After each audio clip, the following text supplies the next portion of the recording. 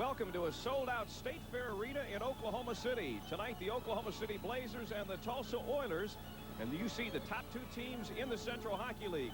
Hi, everybody. I'm Bill Teagans, and without a doubt, one of the biggest stories in the state of Oklahoma this year has been the rebirth of the Central Hockey League and the phenomenal fan response to that. Again, we're sold out here tonight. John Walls and Ed Murray will be calling the action. Let's check in with them. Well, thank you very much, Bill. I'm John Walls from KOTV, and joining me, Ed Murray from KWTV here in Oklahoma City. And Ed, as Bill was saying, the two hottest teams in the Central Hockey League meet tonight, Oklahoma City and Tulsa, and they're led by really the two hottest scorers in this league as well. You better believe it. Sylvain No and Sylvain Fleury. No of Tulsa, Fleury of Oklahoma City. No has scored 13 points against Oklahoma City so far this season. He's third in the league in scoring.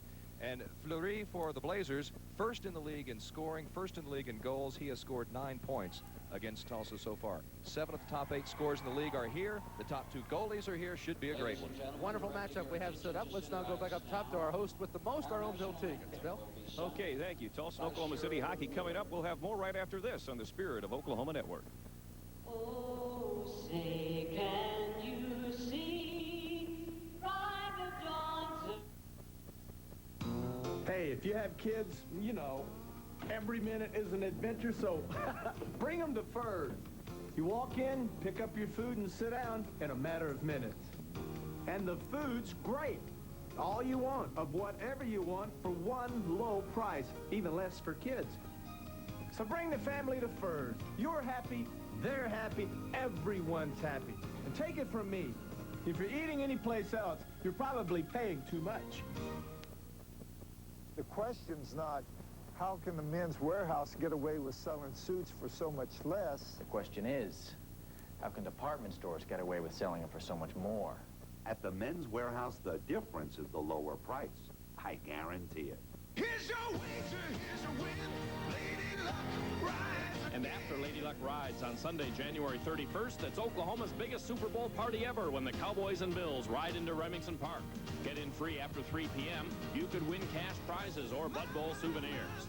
Super Bowl Sunday will feature the telecast of Super Bowl 27 on our giant Sony Jumbotron and more than 300 television monitors throughout the building. Here's your win, Lady Luck Rides again. First race Sunday is 12 noon.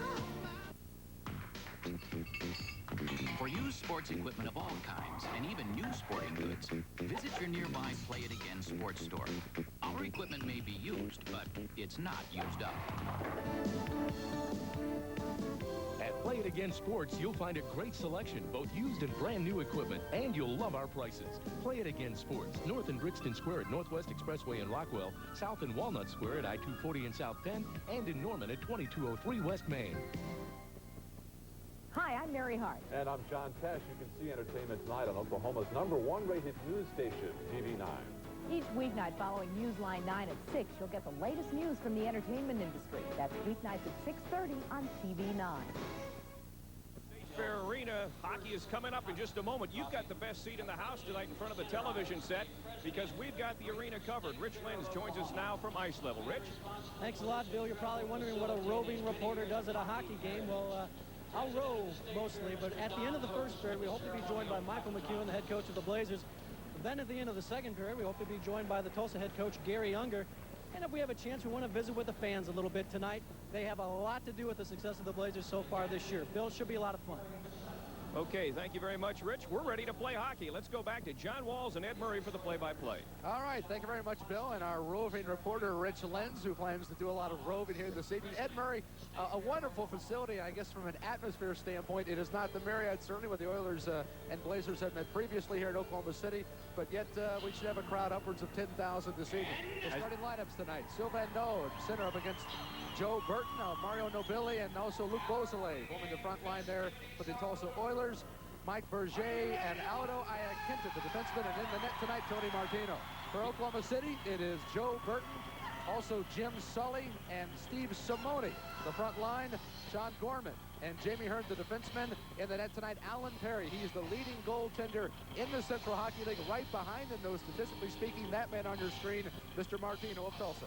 It's a great matchup. Again, 7 of the 8 top scorers here. Martino, #2 goalie in the league. Alan Perry, #1 goalie in the league, both just over 3 goals a game. Our officials tonight, the referee is Mike Foy, linesman Bobby Burkett, and Jim Byers. There you see Perry's numbers. His save percentage, 90.5. He's got several wins to his credit here in clutch situations, and we've begun play here. The puck shot into the Blazer zone. Perry there to send it back the other way. Tulsa leads this series 4-3. Most of the meetings have been in Tulsa. Oklahoma City has several coming up here as far as entertaining their visitors from the other end of the turnpike. Sully control of the puck. Counting tonight for the next 5 of these teams here in Oklahoma City. That's Luke Beausoleil at the blue line, takes it in. Sylvain No, the 3rd leading scorer in the hockey league, shoots it in. Perry comes up strong with the save over face-off in the right circle. Neither of these teams shy about shooting. They'll fire it in there, hopefully get a rebound. You mentioned this is the 3rd game that the Blazers have played here in the State Fair Arena. First game, the ice was very soft. Last night, a sellout crowd. It was wild against Wichita. The line of Fleury, Boudreau, and Loren, which is taking the ice now, scoring 12 points against Wichita last night here in this arena. We've had our first line change in the game. Here we are 34 seconds deep into the action. Again, Tulsa, as I said, leads 4-3 in this series. The puck shot around the back of the net. It's picked up there by Oklahoma City. Fleury still in the game for the Blazers. One of the few players not to go off. That's Dougie Lawrence in control of the puck. More on Lawrence in a little while. He has been quite a story for the Oilers. Offsides, and there'll be a face-off in the neutral zone. Doug Lawrence, number 9 for Tulsa. An interesting story that he played this year for the team who was next to last in the standings there, the Memphis River Kings. They cut him. Gary Unger said, I need help to catch Oklahoma City. You can see there, Tulsa second, Oak City first in the standings, and they said, we've got to make a run. I think Doug Lawrence is the guy who can really help us, and he has done quite a job for them. And you see Oklahoma City with 7 losses. Tulsa has handed them 4 of those 7. Puck shot into the other end by Jody Prasnick. Nobody home. Taylor Hall there, the player coach, and once again Perry comes up with the save. Taylor Hall, the player coach for the Oilers, one of the older players on the team. Here's a replay of that. Alan Perry is having an outstanding stretch of games. This is his 17th consecutive game to play, and in that stretch he is 12-2-2 with a 3 goals per game average. Last night against Wichita, he was just outstanding, especially with the glove. Something else about Perry, he hasn't lost at home yet this year. He's 10-0-1 in Oklahoma City, and that's bad news for anybody who comes onto this ice. There was the breakup, the onslaught there. The puck is shot into the Tulsa zone. You've got to do that against this line. This is the high-scoring line of Boudreau, Fleury, and Loren. Puck tied up in the corner now. Doug McEachern in there getting his skate on it for the Oilers. Berger shoots it out. And back come the Oilers. Moving the other way. Doug Lawrence takes the puck across the blue line. Leaves it. Perry once again comes up. Puck deflected over the ice.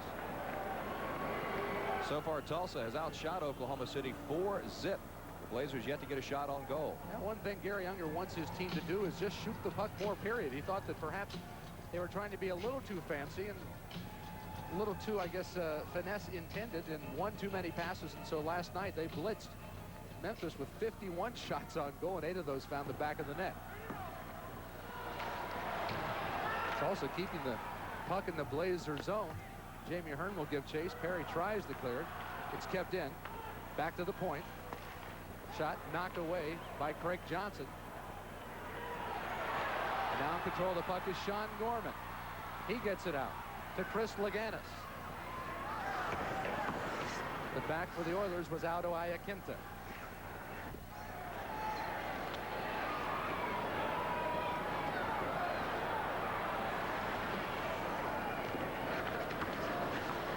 Jamie Hearn there taking off the puck for Oklahoma City. Sean Gorman comes up with it. A hard check into the sideboard. Fans like that, Ed. Oh, at Oklahoma City, very physical. They have 3 of the top 5 players in numbers of penalties in a game, so they're very physical as well. You hear the crowd every time there's a good hard check. Well, they have more than 1,100 minutes in penalties. On the other hand, Tulsa, the least penalized team in the CHL, with just over 900. Berger fires one in, stopped by Perry. Oilers changing on the fly. We're just 3 minutes into the game, and Perry's already made 6 saves. Laganis shooting wide.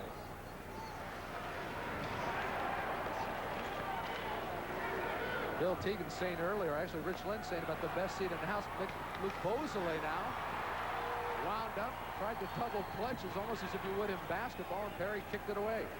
Good defense that time by Brendan Garvey to get him off the puck. Bill saying about the best seat in the house. You folks really do have it. We're somewhat obscured here from our vantage point as far as where some of the action may go from the sideboards. Get in those near corners and liable to see some weird things happen here. And Sylvan, no, and there's going to be a penalty.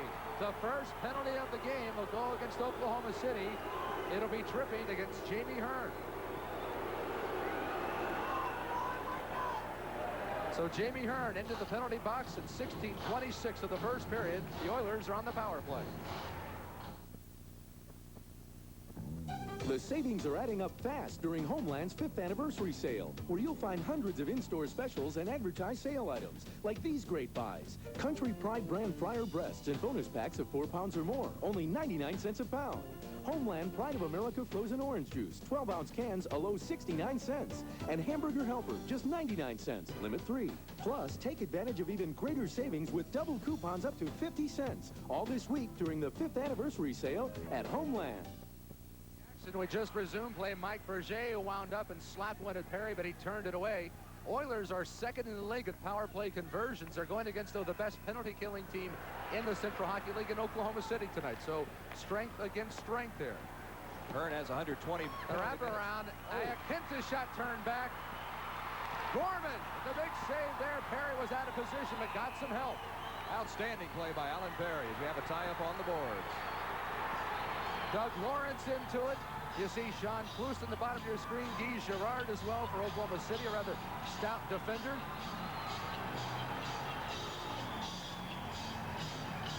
And referee Mike Foy gets into the middle of the action there and tries to sort it all out and says, fellas, let's break it out and play some hockey here. Watch Alan Perry here.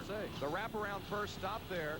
Comes out front. Perry now goes down to the ice, but he'll keep moving. A good save there by number 4 for the Blazers.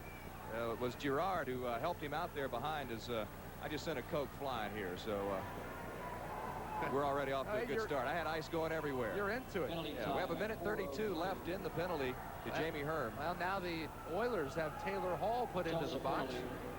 2 minutes for roughing, so the teams are at even strength. And when the penalty exhausts itself for Hearn, the Blazers will be on the power play. 2 minutes roughing, penalties at 4:03.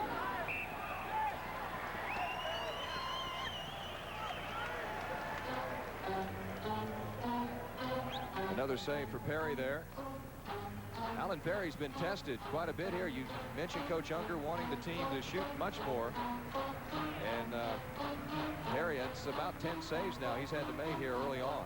Also a penalty on the last fracas we had there.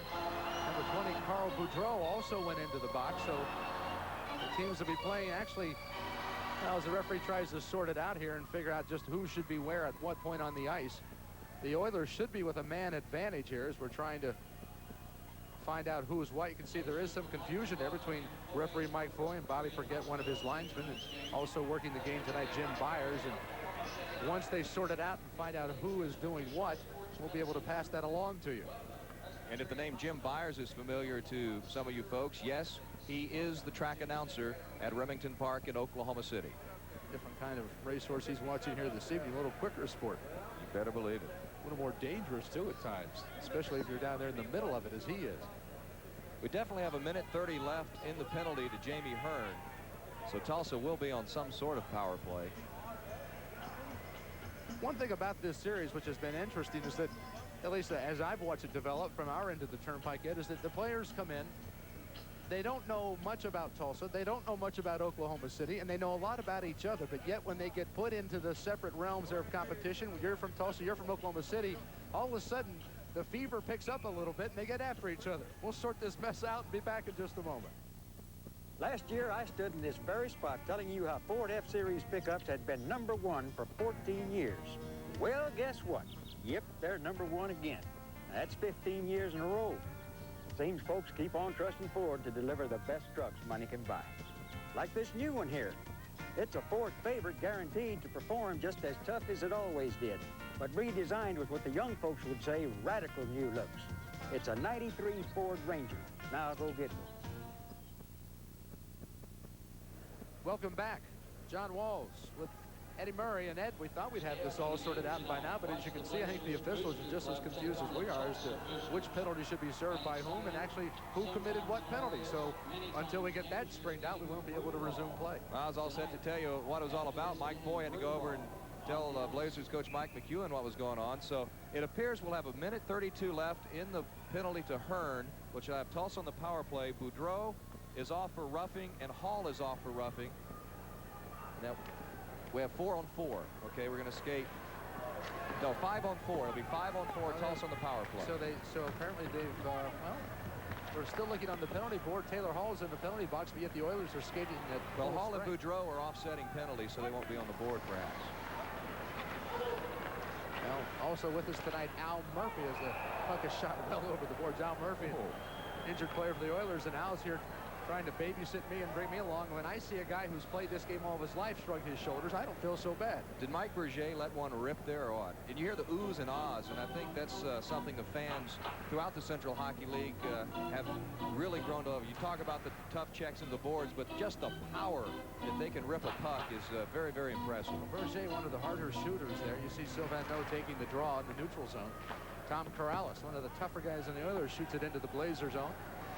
It's picked up there by Beausoleil. Again, the Oilers on the power play for another 101. Beausoleil kicks it back out to Prasnik. Prasnik back to Beausoleil. He tries to cut it across. Knocked up there. Almost a deflection, but Perry comes up with it. Sylvain Noe was living near the crease, tried to deflect it home, but Perry came up with the glove save. They'll take another look at it. Look at Alan Perry. Keeps moving, keeps moving, keeps moving. Watches the puck. Gets straightened up. Holds on to it. And you saw Noe tiptoe in from the right side there, but Perry once again coming up strong. One thing you have to watch, both teams have 13 shorthanded goals. So the Blazers, if they get an opportunity, they'll skate down the ice. Corrales winds up and shoots, and once again Perry on the stop. They have peppered him here in the first period. We have only played 4 minutes and 49 seconds, and I don't think the shot's on goal. I don't think Martino's been tested, and Perry hasn't had a chance to catch his breath. I think Perry is screened a little bit here by Noe right out front. Look at that, Perry on his backside with the stop. And again, Martino's only had to stop one shot, and that wasn't much of one. Blazers try to clear the puck. They get it out of the zone, and on the attack is Jim Sully. He winds up and shoots high into the stands. As I just mentioned, the Blazers have 13 shorthanded goals, and Sully leads the team with 5 of them. I tell you what, he sees that puck, he will take it. 36 seconds remaining in the Oilers power play. Interesting, too, that Tulsa has not played very good defense when they've been on the power play. They've given up 7 shorthanded goals this year. Oklahoma City has not given up a single shorthanded goal. That's something, of course, when you have an offensively minded team with Oklahoma City here, you've got to be careful about getting back, and when they do get a breakout, as they did on that particular play. Face-off now in the left circle. Martino finally getting some company down there. I was going to say, it's the first time you've had to say a face-off down in the Tulsa zone. Sully and Clouston taking the draw. Clouston, of course, Sean Clouston for Tulsa, and Jim Sully of Oklahoma City out of Bowling Green University in Kentucky via St. Catharines, Ontario. E.J. Sauer had 2 goals last night. Gets taken off the puck. Clouston battles behind. That's Sauer in control. Kicks it around. 19 seconds remaining in the power play. Into the middle. Shot dribbled off the stick of Clouston. And the Blazers clear the puck. And that should just about take care of the power play. 7 seconds remaining. And both teams are back at full strength. 14:24 to go. Doug Lawrence takes it into the Blazer zone. He's taken off the puck by Sean Gorman. Now Lawrence pushes back. Puck stopped there by Jim Foy. And now the other way with it, that's Daniel Laurent. Laurent tries to make a move around Jody Prasnik. The whistle and a stoppage of play. Offside on Oklahoma City. There's a look at Daniel Laurent. Interesting fella. He is a prolific scorer in many respects. He also likes to put up the dukes from time to time. He is one of several Blazers who have spent some time in the sin bin, as it's called. And I believe he may be top sin of the Central Hockey League. He's already had to serve a 3-game suspension for his 4th game misconduct. So if he isn't the leader, he is definitely one of the leaders. Now 148 penalty minutes. And that ranks him 5th in the league. Craig Johnson, that's what the hand is for. Number 35 for the Blazers is definitely a crowd favorite here. Jamie Hearn kicks it into the Oilers zone. Martino was there to glove it. Passes off to Mike Berger. Berger, a defenseman who likes to carry the puck. Shoots it now deep into the Blazer zone. In the corner is Iacenta. He digs it out and fights over it with Jamie Hearn. There's E.J. Sauer. He's taken into the sideboard. And the Blazers bring it back up ice.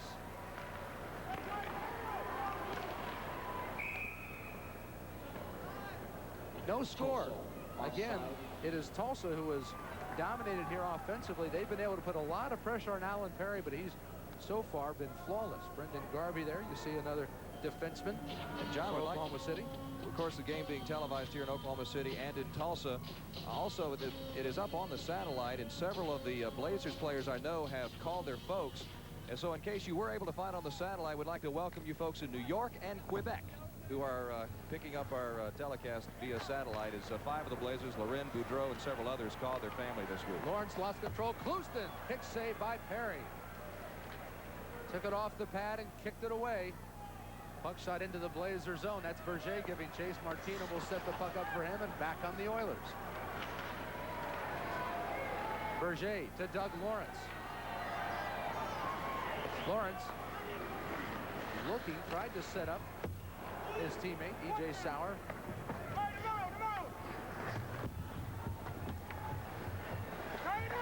Tried to dig the puck out from the inboard there, and finally it's Taylor Hall who comes up with it. Hall to Jody Prasnick, who dribbled one home. Perry was there again.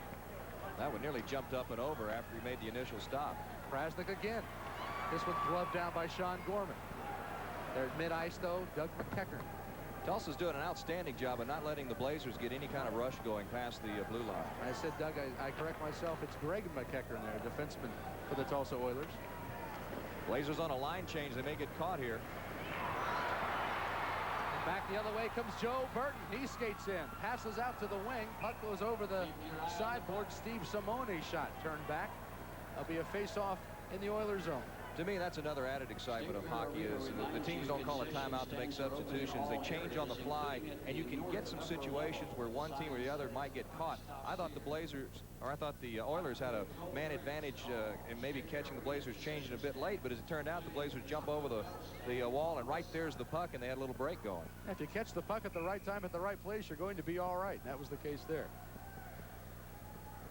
Another rare face-off in the Tulsa zone tonight. Burton taking the draw and winning it there for the Blazers. Martino, kick save, knocks it down. Taylor Hall is there to keep it going. Puck shot back into the Oilers zone. Jody Prasnick there gets his stick on it for the Oilers. Puck now shot the length of the ice. Perry will come out of the net and set it up. That's Joe Burton who passed it away. Burton, 45 points to his credit this year. Puck's thrown away by Luke Beausoleil. Once again, Perry comes up with the stop. Tulsa with all kinds of opportunities. They just cannot beat Alan Perry.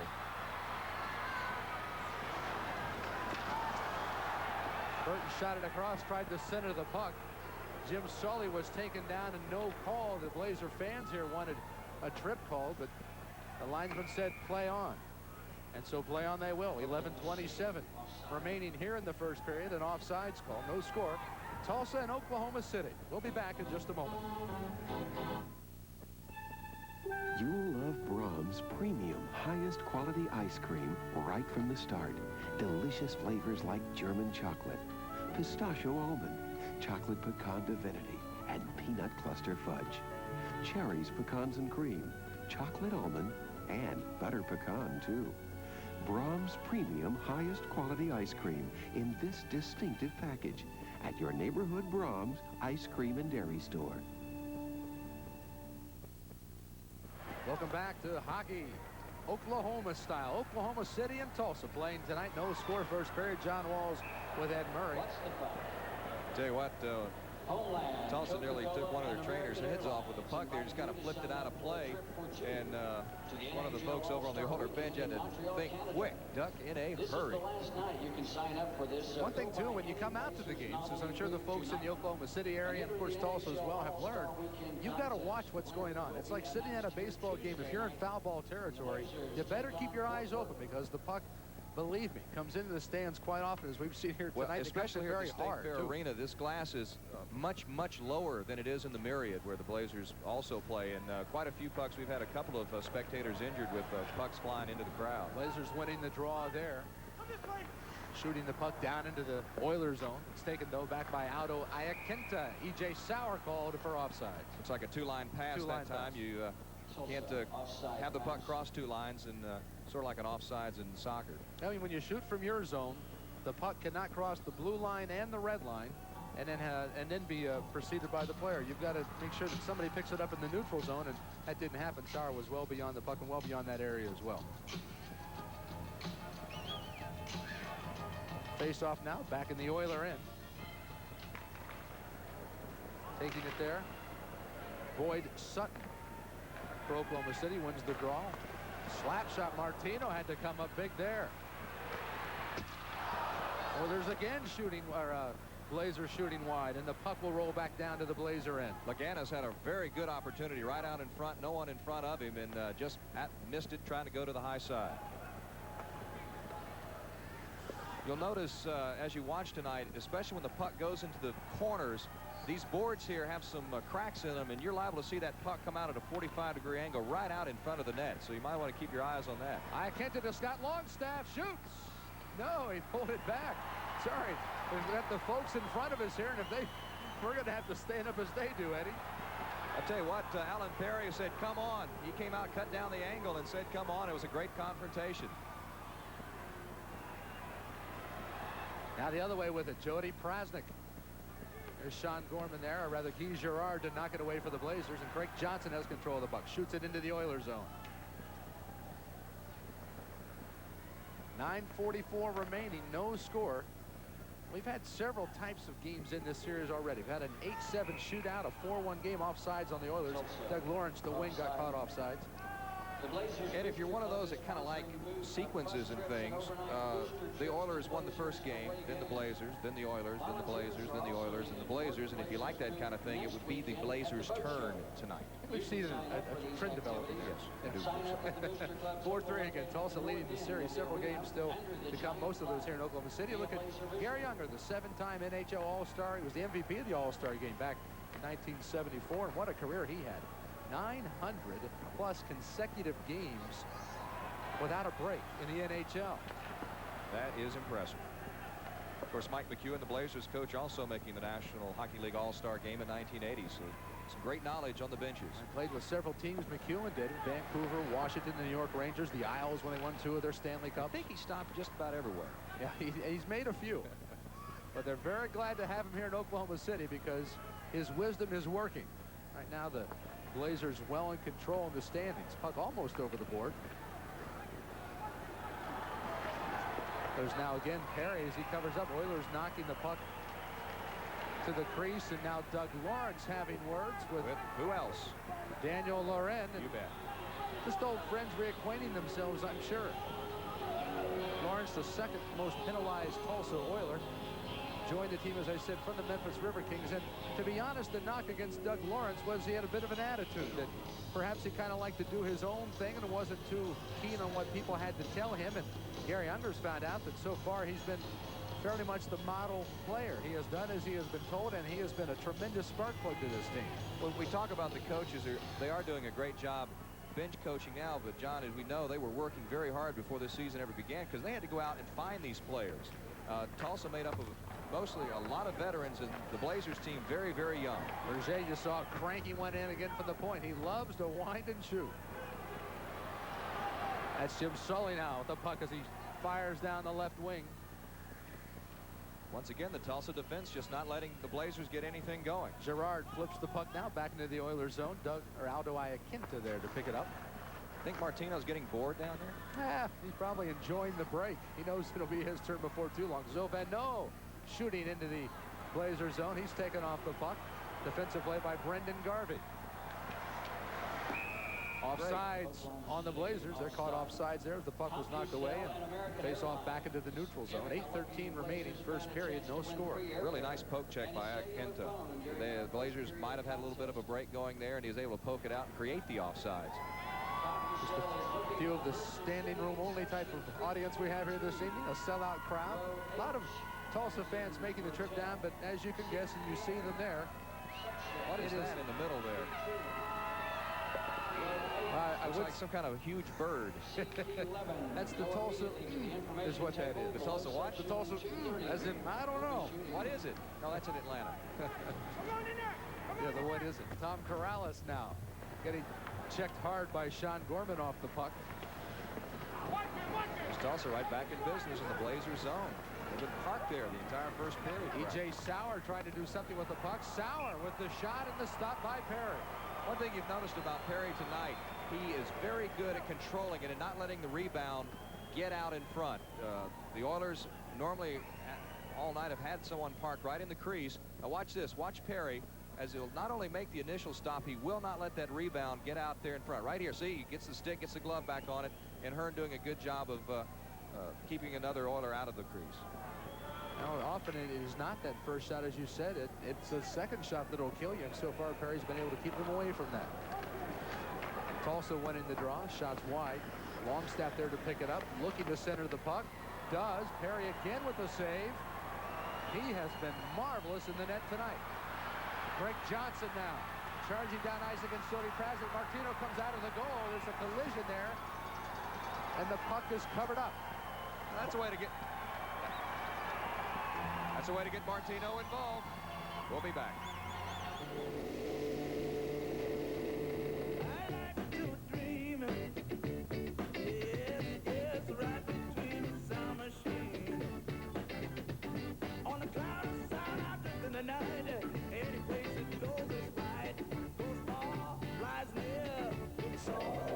Cold-filtered Miller Genuine Draft. For those who've discovered its smooth draft taste, the world is a very cool place. Welcome back to Oklahoma City. John Walzer with Ed Murray.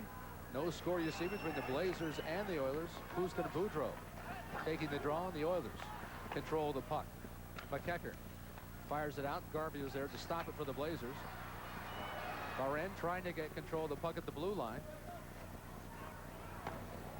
Off the sideboard there for McKecker. McKecker shoots it, but there is Sylvain Fleury to keep it in play. Puck shot back in. Again, the Blazers having a difficult time maintaining some offensive thrust here. It has been a Tulsa-dominated period, and I think to the Blazers' credit, their defense has been superb, led by Alan Perry. So far, Perry with 14 saves in the first period. Taylor Hall shoots the puck. Doug Lawrence is there. Prasnik at the point, winds up and shoots. Big save by Perry.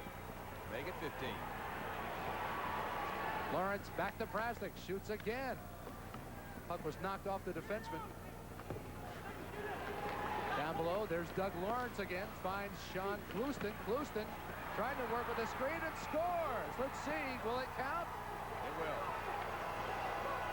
They're rolling it a goal. Mike Foy over there emphatically saying it is a goal. Of course, Alan Perry doesn't agree. Look, he's going over and just banged the glass at the net judge behind the goal.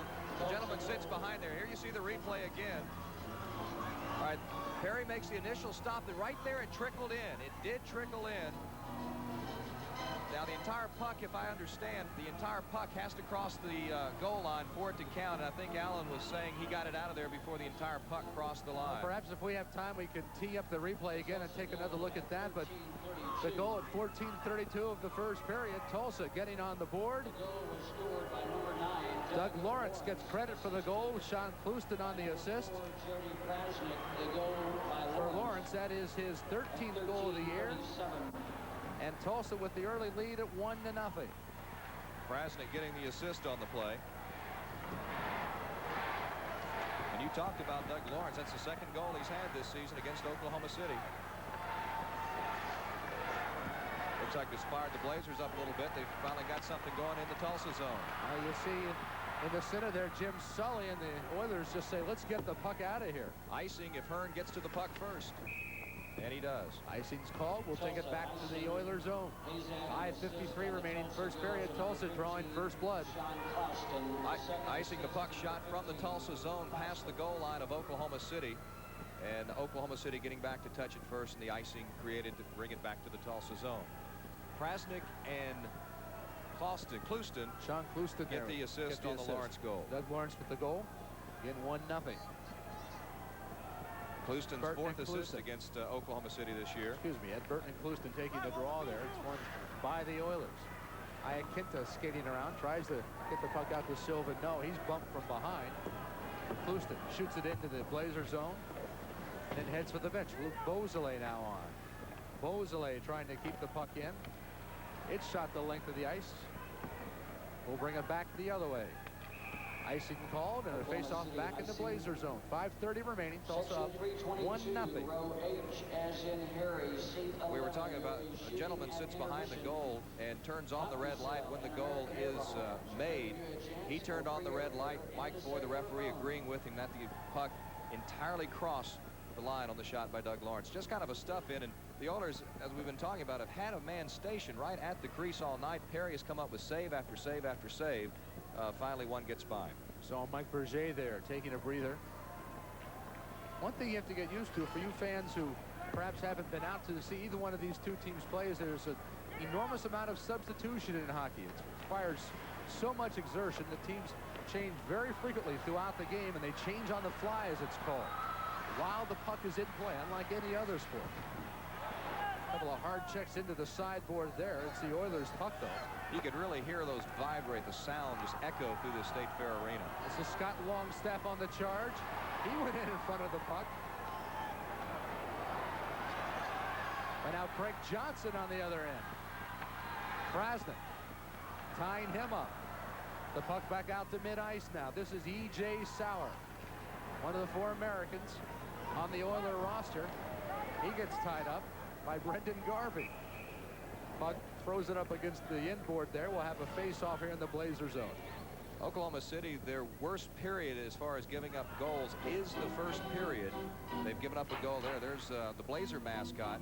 We do have some interesting mascots on these two teams. You know, the Bird for Tulsa and Blazer Man. I have to admit, the Tulsa representation we saw is not the official mascot. Oh, okay. I've got to play the ignorance. I don't know unless Blaze. That was one of our staffers. I'm not sure. Perhaps, but I can't take credit for the official mascot there. Blaze looks pretty official though. Iaquinta winds up and shoots. Perry at the stick save, the puck over the boards. And there's a souvenir. By the way, the pucks are frozen before the game to make them smoother so that they'll stay on the ice a little bit. In the first game of the season, someone forgot to freeze the pucks for the Blazers, and Alan Perry gave up a mid-ice goal because the thing was bouncing all over the place. When they're not frozen, they'll bounce everywhere. So the pucks are frozen to help them out, make them a little smoother. Right? Keeps them a lot harder, a lot less. Perry again with a nice glove save there. Makes them less likely to bounce around, as you said, and take all kinds of weird hops and angles and dangles, and so they do keep that thing frozen. You know, it's interesting as we've watched the Hockey League develop with the fan response tonight. A great example of that. 10,000 fans on here this evening. Oklahoma City leading the Central Hockey League in attendance. They would also be very well represented in the International Hockey League, which is the largest, the AAA of minor league hockey. They have Oklahoma City the 6th largest attendance figure in all of minor league hockey, as Taylor Hall's shot goes wide. And Tulsa at 15th overall. Both Oklahoma City and Tulsa, over 100,000 fans have come out to watch hockey so far, and the season's just 2/3 of the way through. Perry there to cover up. Doug Lawrence is always around the puck. Interesting player. He's also always around trouble, it seems. He and Sean Gorman have some words there. And I think he's just making the rounds, letting all the Oklahoma City players know that he's here in the game and I'm here. And if you want to talk later, by gosh, I'd be glad to. He's talked to Gorman and he's talked to Loren now. Now, if he ever gets around to talking to Craig Johnson, we might see something. Johnson, 6'4", 230, the biggest of the Blazers.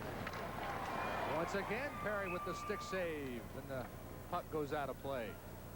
Iaquinta from the point there turned back, and Perry has just been blitzed, and he's come up strong. The one goal he let in, I'm sure he would say it was a no goal, should not have counted, but as we saw in the replay, it definitely did sneak across the line. Well, as good as Perry has been in the last 16 games, 12-2-2, he has not had a shutout the entire year. Berger and Boudreau now giving chase. Boudreau wins the race. He centers the puck. And Taylor Hall was there for Tulsa to take Daniel Loren off the ice. Boudreau with a big check. Fleury now trying to dig it out. You see Berger and Fleury. Everyone digging in. It's almost like a scrum in rugby for a moment there, it resembles. Out in Puck front. in front, shoots, and scores! Daniel Loren with the goal at 16:24 of the first period. Here it is again, right out in front. Loren just let the wrist shot fly. And that now makes 5 straight games. This is 5 straight games that Daniel Loren has scored a goal. Look at it again. He just gets a wrist shot, beat Martino to the glove side in the upper corner. And Daniel Loren with his 6th goal. That is 6 goals against Tulsa this year. He loves to see the blue come to town. Can you say his last name for me one more time? Loren. Thank you. This will just be Loren with me, but I like the way you say that, Ed. He's had 20, actually now 30 goals on the season. He is the 5th leading scorer in the Central Hockey League. Sylvain Fleury with the assist. Girard there to keep the puck into the Blazer zone, or rather the Oilers zone. For Fleury, that is his 40th assist of the year. He's now just 3 behind Doug Lawrence in the CHL standings. That's Joe Burton with the puck as he takes it into the corner. And the Oilers digging it out. We're going to have a penalty on Tulsa. So the Oilers on the power play for the first time tonight. When we come back, we're all tied at 1. The day's been a little longer than most. The drive home, a little more comforting. Lincoln Town Car was a smart choice. Advanced V8 power that announces itself quietly. The safety of standard dual airbags as well as anti-lock brakes. World-class luxury for the discerning driver who believes you shouldn't have to wait until you get home to get comfortable. 93 Town Car by Lincoln. What a luxury car should be. The penalty as we went away. 2 minutes on Jody Prasnick for holding, so he goes into the penalty box at 2:46. He'll be in there for a couple of minutes, and now the Blazers, who are the best team in the league when it comes to scoring on the power play, percentage-wise, have a one-man advantage. They'll regroup. That's Guy Girard, Canadian from Toronto with the puck out of York University. Jamie Hearn kicks it in, and Martino will cover up. The Blazers have scored 49 power play goals this season. Now, a lot of times, if Hearn and Simone are in the game, I see Hearn is in the game. Hearn and Simone at the points will just absolutely rip it most of the time. Hope for a goal, first of all, but if not, the rebound coming out to Fleury. So I notice Hearn is on, Simone is not on the ice. Putt shot back into the neutral zone. Hearn now takes it back into his zone, and Taylor Hall gives chase. Hall, one of the better penalty killers on the Tulsa team, along with Plouston and Tommy Corrales there, number 3, who tries to pick up the puck. There's Sutton, shoots. Martino with the glove save. Actually, that was Boudreau out in front. So Martino now under a little pressure, and he responds with some work of his own, and something that Alan Perry, I'm sure, is very glad to see that somebody else on the other end gets some work. Boudreau, you see, just getting a stick on it there is Iakenta, and that may have helped Martino out immensely because it took all the steam off of the shot. We have 2:05 remaining in the first period. Don't go away between periods because Bill Tegans and Rich Lenz will be along bringing you several features, and we'll also throughout the night be introducing you to some of the Blazer and Oiler players. Shot Martino again comes up strong. You talked about blasting away. Well, that is exactly what Oklahoma City has been doing here on the power play advantage. Sylvain Fleury there. Fleury leads the league in goals, and you can see why with a shot like that. Now, he scored 35 of them this year, 74 points. Actually 75 now with the assist on the Oklahoma City goal here this evening. And Girard now at the point. They gave him 10 points this year against Tulsa. To Hearn, centers the puck. Berger is there to pick it up and shoot at the length of the ice. 1:03 remaining in the period to Jody Prasnick. The Blazers on their first power play of the night.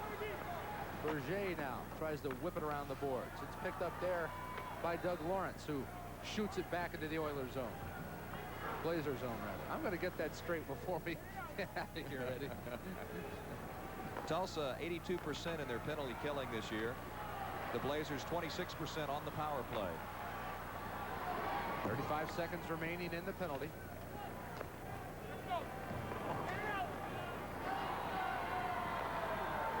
This is Boyd Sutton with the puck, passing up ice. Has Joe Burton. Burton working on Martino Bourget is there to take him off the puck. Tom Corrales also back. Girard shoots. That's what a stick save by Martino. That's what the Blazers like to do. Take the hard shot from the point. That time the rebound going up and over the glass, but they really love to just crank it from the point and see what will happen out in front. 1 minute remaining in the period. 15 seconds remaining in the Tulsa penalty to Prasnik.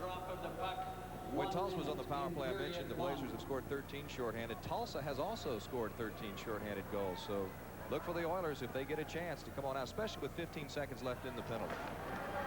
Hall and Burton taking the draw for their respective teams. Taylor Hall for the Oilers, Joe Burton for Oklahoma City.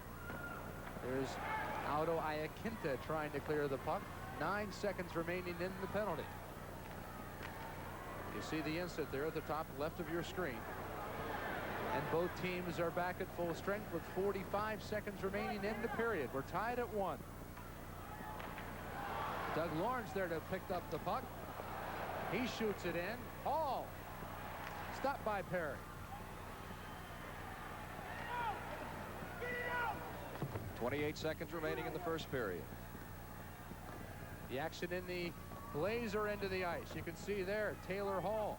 Welcome to hockey. Trying to dig it out. Hall with control of the puck behind the net to Lawrence. It's out front. Hall trying to get it in because Perry came out of the net and Hall had him wrapped up. Now Boyd Sutton up ice. Shoots it in to the Oilers zone. 5 seconds remaining in the period. And that's the end of the first 20 minutes of action. Tulsa won, Oklahoma City won it. Ed, kind of like the boxing match that you see from time to time where you feel each other out for the first couple of rounds. I think that's what we saw here tonight. Both teams wanting to see what's the other one going to do here this evening. I think so far the star of the game has to be Alan Perry. Tulsa doing an outstanding job. You mentioned Coach Unger wanted them to be more aggressive, take more shots, and they just hammered at Perry the entire first period. Perry doing an outstanding job. Blazers not getting many opportunities. Martino pretty good at times, but Loren had a point blank right out front, and that's the one goal he gave up. Well, both teams had a power play advantage. Couldn't take anything of it. Let's go now to Rich Lenz, who has Mike McEwen with him. Rich? Thank you very much. We are with Mike McEwen of the Blazers. Mike, you got to be happy the score's tied at 1 apiece, and yet Tulsa really put the pressure on you guys the entire first period. Well, Tulsa played pretty well, and the only place we played well was in front of Alan Perry protecting the slot. I don't think they had too many free chances where they were absolutely alone on Alan one-on-one, but we have to pick it up here, that's for sure. Perry is playing beautifully, a 17 straight game. Yeah, Alan, he's been our best player the last month, and when you have your goalie going good, that's like your quarterback in football or your pitcher in baseball. It can be your defense. Okay, Mike, thanks very much, and good luck in the second period.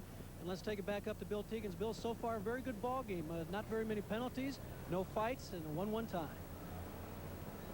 Thank you, Rich. Again, the game is tied 1-1, and that's our score at intermission. Hope you'll stick with us because we've got lots to come here, and we'll be back with more on the Spirit of Oklahoma Network. I've been asked to compare Furr's prices with other restaurants. Heck, that's easy. At other places, a meal like this can run you $8-10. But at Furr's, you can get all the piping hot food you can eat, and it's only one low price. That's for all you want of whatever you want. So come to Furr's and compare for yourself. It's like I've always said, if you're eating anyplace else, you're probably paying too much.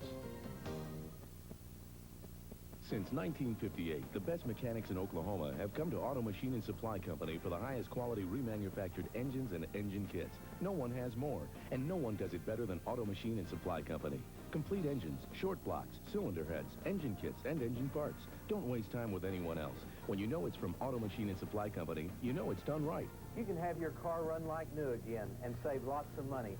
That's what we do at Auto Machine and Supply, and we do it better than anyone.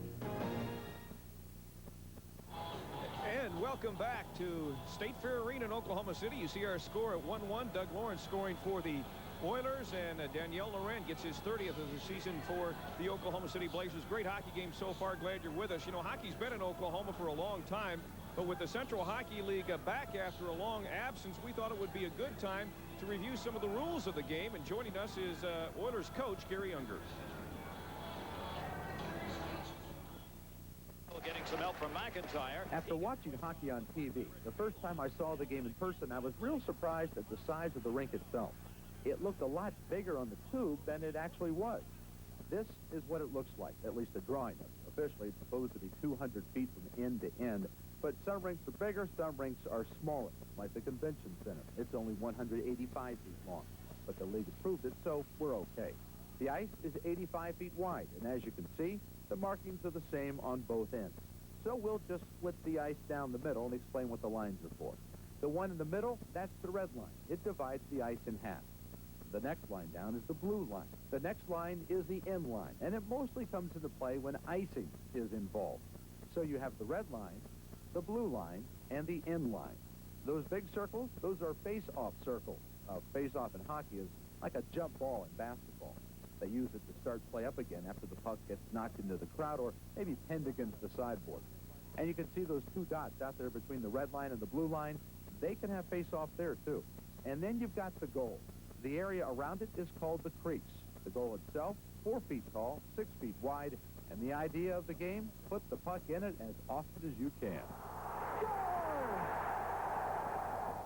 And we will get our first line changes right here. Yari Curry tips it out. LaChance brings it back in. Islanders are offside. That's right. The Isles were offside. You see, what happened was they, well, you see, they skated and hey, Gary Unger, just what is offside anyway? When one team is carrying the puck and they're coming up to the opposing team's blue line, the puck is not allowed to be behind the player. The player has to be behind the puck. The puck has to go into the zone first, or it's called an offside play. The referee will blow the whistle, and there'll be a face-off. I want to make sure you understand this, so let's go back to the play we just saw at the beginning. The Islanders in white get the puck, but if you look at the top and the bottom of your screen, 2 of their players are ahead of the puck on the other side of the blue line. The puck's got to be in front of everybody, and so those 2 players are offside. All right, Gary has one more for us now. The second thing that we'll look at is an offside pass or a two-line pass. When a player is in his own zone, which means he's behind his blue line, and the player that he's passing to is over the red line, and the puck proceeds over the blue line and the red line, and the player picks it up, it's a two-line pass or an offside pass, and the referee will blow the whistle on that, too. Cold Facts is sponsored by Homeland, by Miller Genuine Draft, and by Furs Cafeteria. And that's a look at some of the rules of hockey. We're having a great game here. Our score is tied 1-1. Doug Lawrence scoring for Tulsa to put the Oilers ahead early at 1-0. And Daniel Loren ties it up at 1-1. We'll be back with more right after these messages.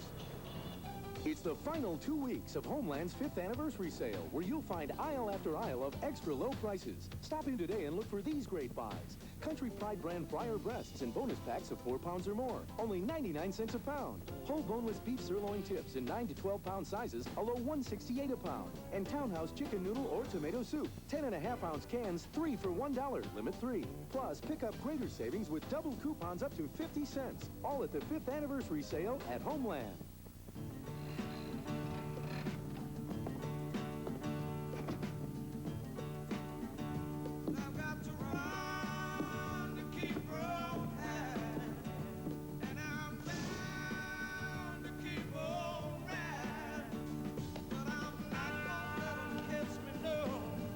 With cold-filtered Miller Genuine Draft, the world's a very cool place.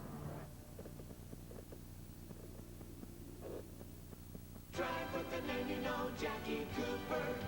The all-new Villager minivan is on sale at Jackie Cooper Lincoln Mercury on North May. The only minivan to exceed all passenger car safety standards, including anti-lock brakes. The Villager is the most versatile vehicle of its kind, and best of all, it drives like a car. Or save on a new 93 Mercury Cougar XR7 loaded with options, and you can buy it for less than you would have paid in 1989. Everything is on sale during January at Jackie Cooper Lincoln Mercury on North May. We do it right. Hey, if you have kids, you know, every minute is an adventure, so bring them to Ferd. You walk in, pick up your food, and sit down in a matter of minutes. And the food's great. All you want, of whatever you want, for one low price, even less for kids. So bring the family to Furs. You're happy, they're happy, everyone's happy. And take it from me, if you're eating anyplace else, you're probably paying too much. Oklahoma's new Commissioner of Health is sure to make headlines. Tonight on Late Edition, Kelly Ogle will have details on Dr. Tom Peace's plans for the future. Hello, I'm Russ McCaskey in the TV9 newsroom. Also, after the Blazers hockey game, we'll tell you about the latest confrontation between U.S. warplanes and the Iraqi military. And the International Finals Rodeo being held at the Marriott is definitely a family affair.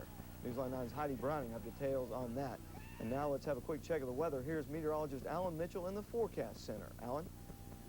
Okay, thanks a lot, Russ. We've had a strong cold front move through most of Oklahoma now, and in its wake, temperatures have fallen into the 30s across most of the state. Even the winds are now gusting to near 40 miles an hour, so the wind chills are really quite cold. A quick check of Doppler 9000 indicating even a patchy area of light snow with a little bit of sprinkle activity mixed in with that, moving across northern sections of the state, but it shouldn't hang around too long. It looks like skies should mainly begin to clear somewhat after midnight. Looks like a good day coming up on Sunday as well. More news and weather after the game. Hope you can join us then.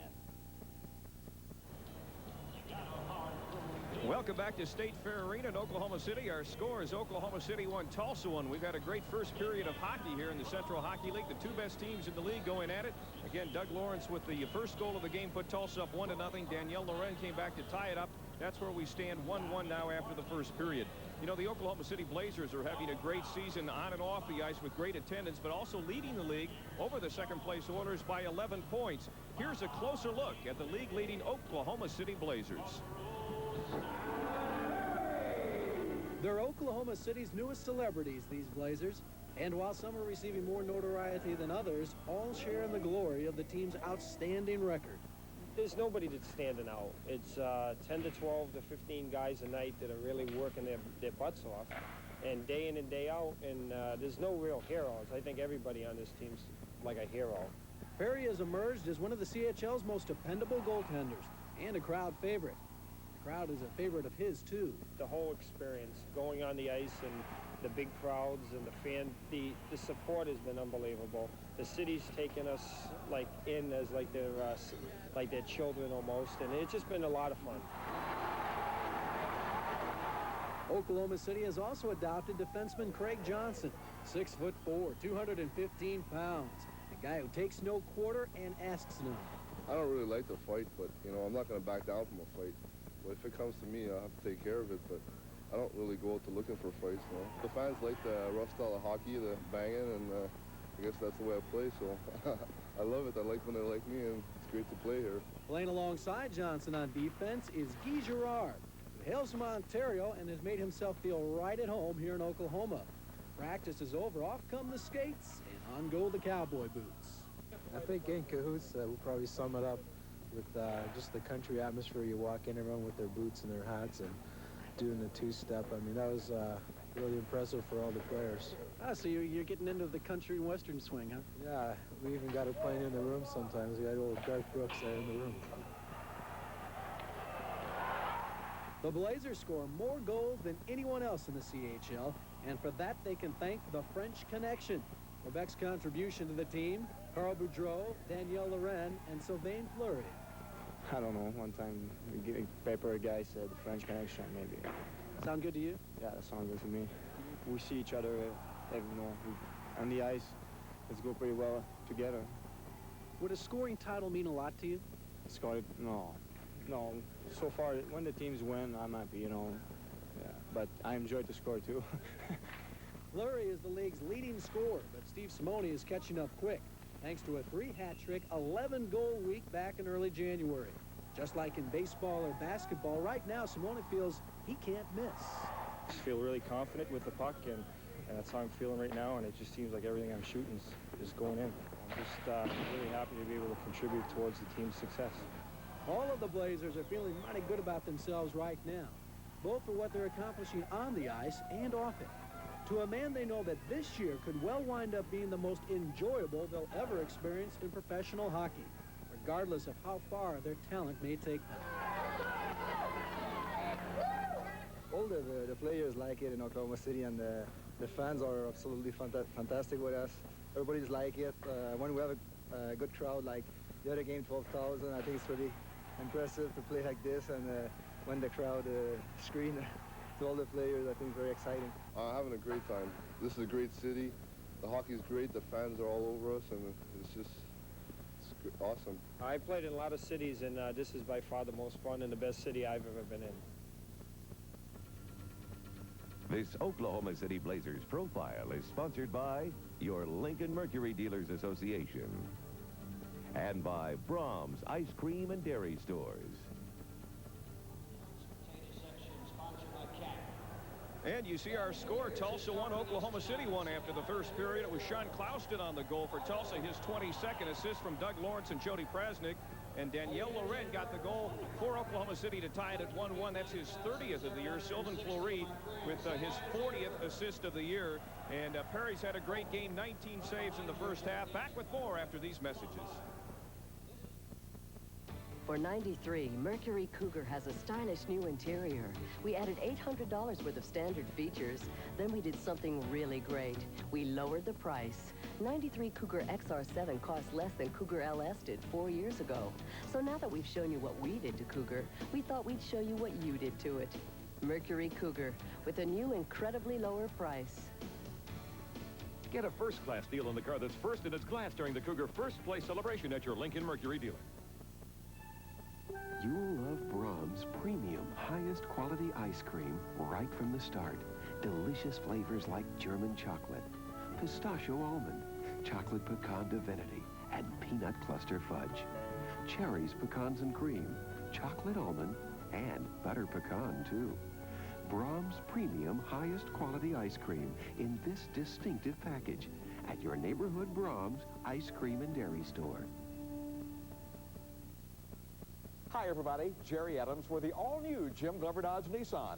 You've heard other dealers ask, why shop any place else? Well, believe me, there are plenty of reasons, but the number one reason is we guarantee lower prices and lower payments. Plus, through the end of the month, with the purchase of any new Dodge or Nissan, Jim will pay for your oil and gas for an entire year.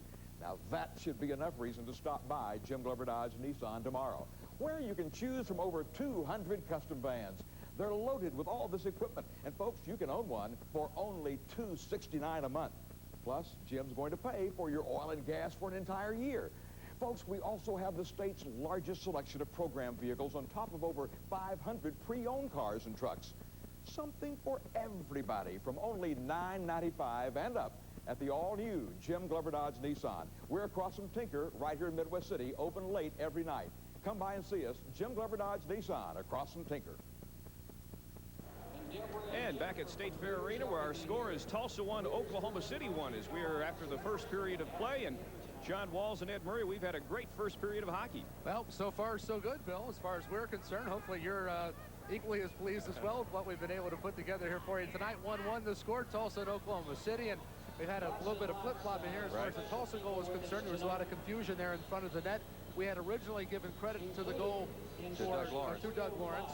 Instead, now the officials have reviewed that particular play, and they've said, no, we're going to put it another way. Well, let's take a look at it. Let's see if we agree. Doug Lawrence, there you see him parked right in front. Actually, that is Clouston. We see Lawrence out in front. Clouston did get the score as it was ruled there. See Clouston, he made sure. He went around the other side and knocked it in. So Clouston, his 22nd goal of the year. Assists go to Doug Lawrence and Jody Prasnick.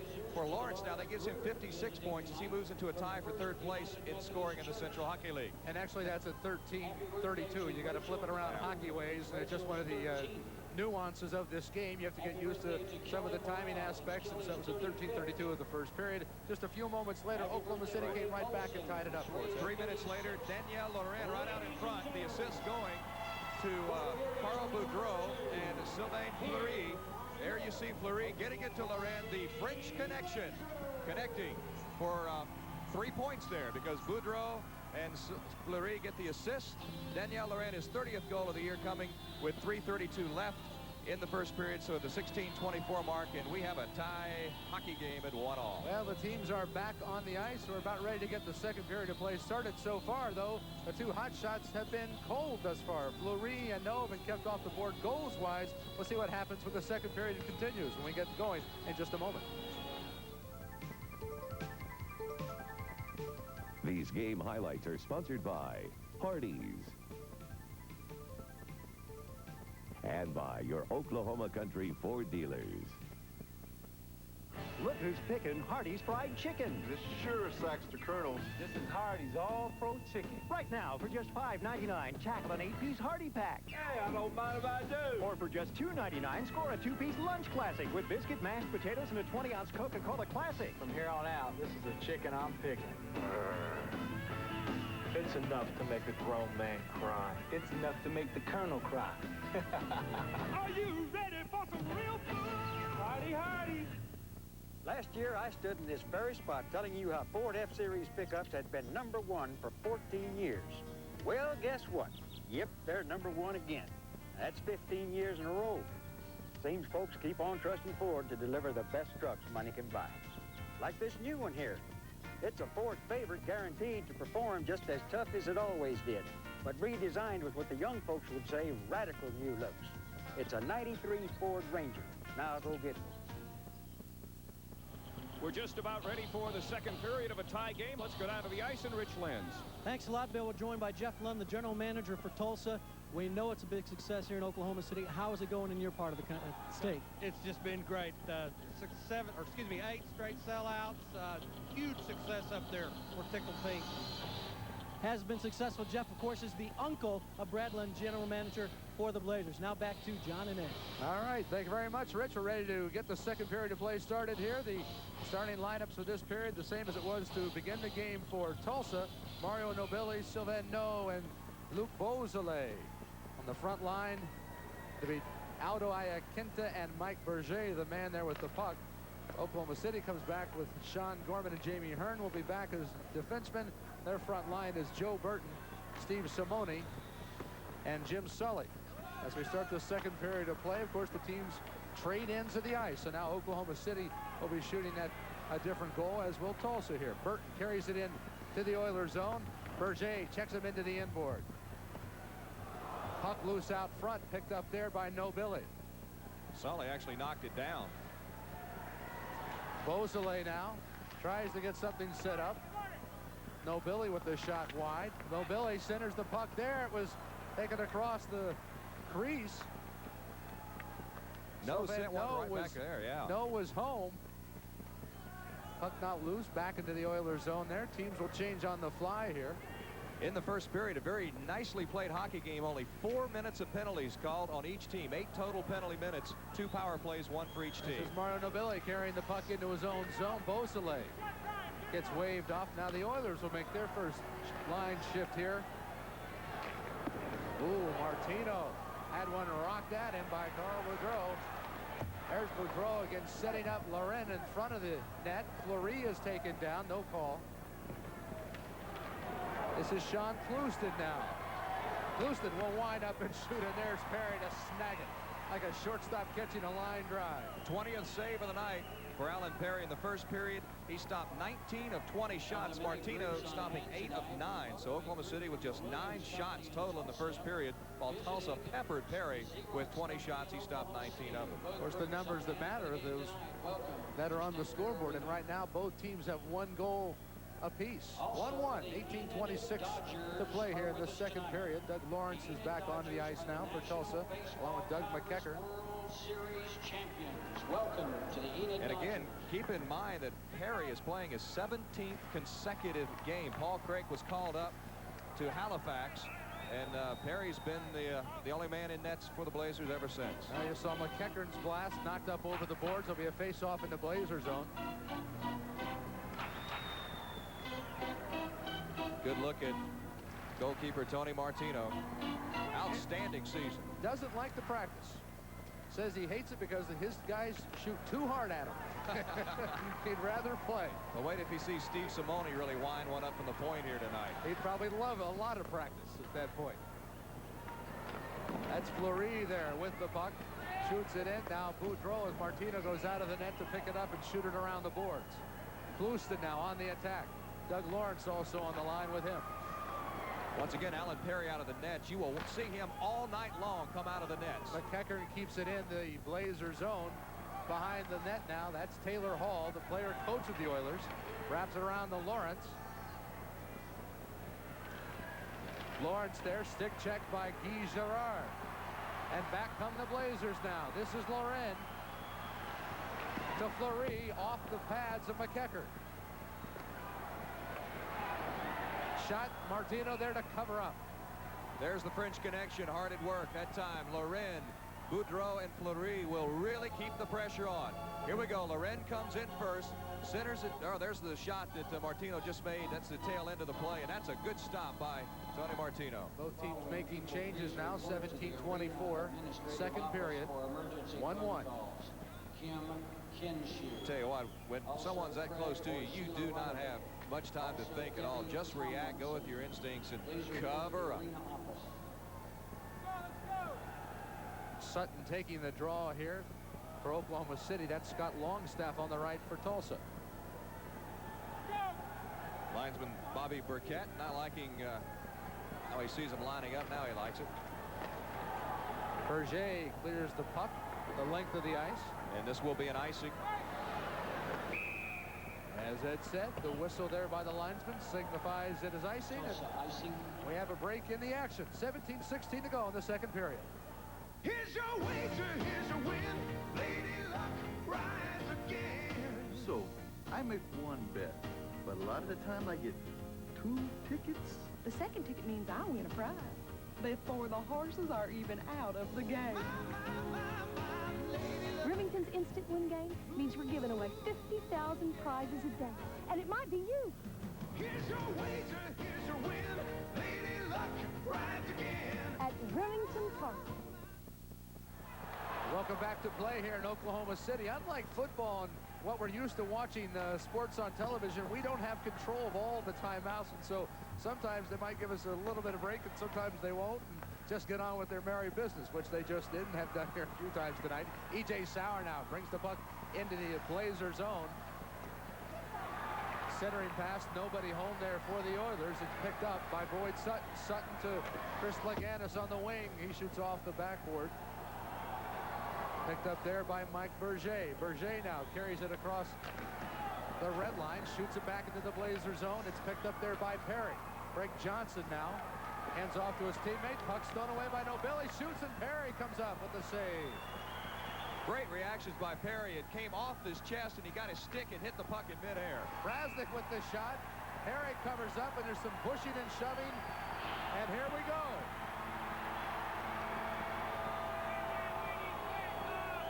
E.J. Sauer wanted a piece of the action. Craig Johnson tied up in there as well.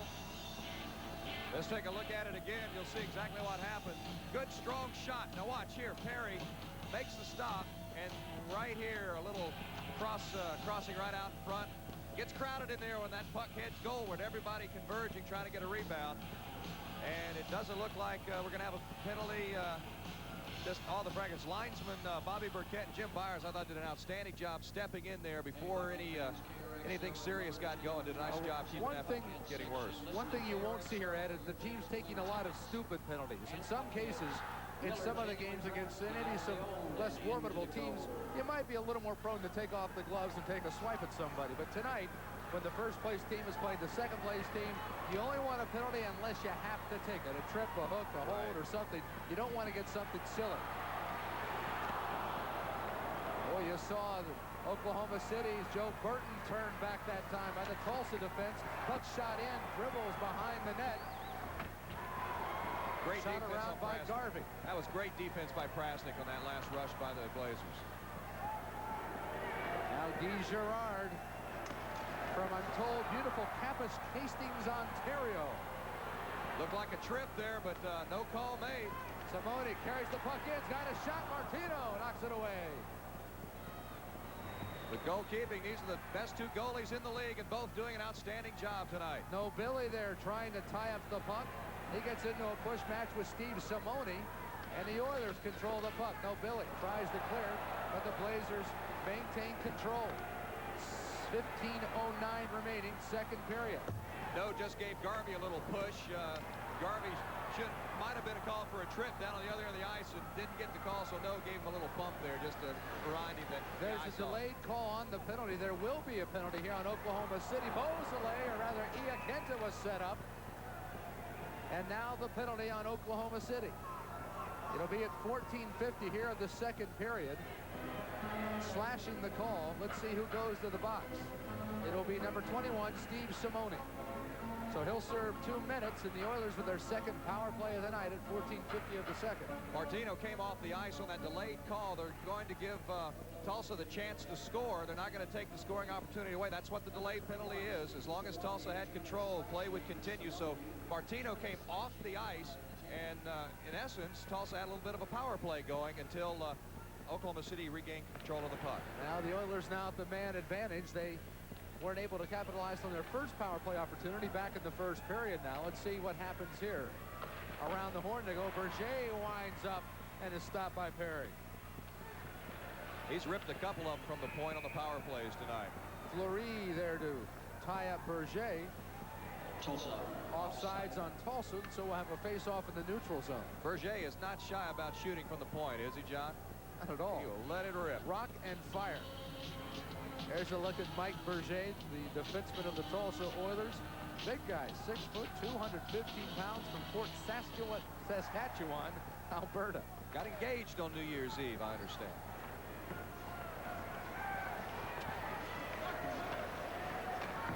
Berger now rips it across to Doug Lawrence, and now Fleury will clear the puck. Of course, there's no icing when you're short-handed. When you're down a man, you can just, as often as you like, send that puck back to the other end. So that's why icing's not called. Boudreau got a stick in there and almost got a short-handed goal. Well, Carl Boudreau, a one-man wrecking crew right now as far as killing this penalty goes. 1:09 remaining. Lawrence now on the left wing from Clouston. Clouston now behind the net, whips it around to Hall. He's got Prasnik and Tom Corrales at the point. Prasnik's winding up on the point. He wants the puck. Tees it up and shoots wide. Corrales shoots, deflected. Lawrence shoots. Stopped out front. Stopped out front. Let's see who's down on the ice who covered it up. Listen to this crowd. It appears to be Jamie Hearn in there. It is Jamie Hearn who made the stop, and the crowd's starting to get into this game a little bit. A rather quiet first period, I thought, considering the rivalry, but now with the score still tied and the power play always seems to get everybody up and going. They appreciate the good defense there and are paying tribute to their hometown heroes. And again, in a 1-1 game, each power play so very, very important, especially when a lot of penalties are not being called. They understand the significance of the next 40 seconds for Tulsa. Sylvan No winning the draw there for the Oilers now. 35 seconds remaining on the power play. No, back to the point. That's Iaquinta. No, thought about it, kicks it across to Corrales. Winds up, shoots. Perry had a good look at it. And the puck has cleared the length of the ice. Martino there to set it up. Tulsa trying to regroup for one last rush here. 15 seconds remaining in the power play. 13 minutes to go in the period. Once again, Tulsa didn't screen on that play, and Alan Perry had a very good look, made a nice, easy stick save. That was Nobili to Corrales, who centered the puck, and both teams are back to full strength. Simone's back out of the box. No kind of whipped on one, a hard shot, but he was out front, couldn't get a stick on the puck. They have checked him very well tonight and very tightly. Corrales kicks it in. The Oilers will change on the fly here. Guy Girard now whips it the length of the ice. This is not being called icing. Burkett waving off the icing. He felt someone could have made a play on it there. Therefore, no icing on that opportunity. E.J. Sauer now charging into the Blazer zone. Finds Taylor Hall, who shoots. And a goal by Nobili on the rebound. Mario Nobili on the shot. That was knocked away by Perry. And Mario Nobili, with his 23rd goal of the season, puts the Oilers on top 2-1. Beautiful deflection you see there. Nobili right out in front, right in the crease. Here it comes again. Good hard shot. This is a pass. And Nobili with the deflection, getting it right by Perry. Perry had to honor the strong shot. He was up on the left side of the goal. Had to respect the slap shot. And that left the net wide open for Nobili. And 12, E.J. Sauer. The goal by Nobili. It comes at 7:45 of the second period. Mario Nobili again the goal, his 23rd of the year. Assists go to E.J. Sauer and Taylor Hall. So it's 2-1, and now Fleury on the charge. Loren left the puck at home. The Blazers will try and regroup. We've talked all night about Sylvain No. That's the 12th point Nobilly has scored against the Blazers this year. He likes to see Oklahoma City.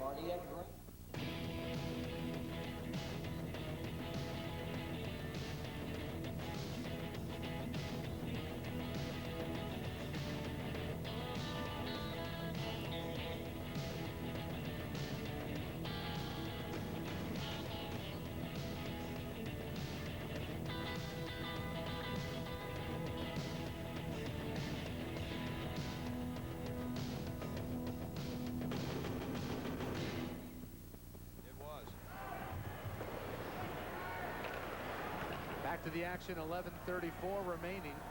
Second period, Eddie. The Blazers now have something going. Martino covers up. I'll tell you one thing that I quite frankly have a hard time getting used to is the speed of this game. And we often see things when we're so used as Americans used to football, we're used to basketball and baseball, and we can see things happening in that respect. In hockey, it is a much quicker game and much harder to follow. It certainly is. A good clearing out pass that time by the defense, McEachran, but the Blazers get it right back in. We understand, again, with some of the names being French and other nationalities, we've been having a little bit of trouble. We've actually have two pronunciations of Nobly. We're now instructed. A lot of folks have been calling in. We have our pronunciation guides. Right. One says Nobly, one says Nobelly, and one says Nobily or Nobilly. So we understand it is Nobly. Hey, if you have a question, we're going to say Mario Nobili because that's what the Tulsa Oilers front office says it is. Well, Al Murphy's sitting right next to you. Well, if you have a question, call the Oilers, and there's a goal by the Blazers. Brendan Garvey.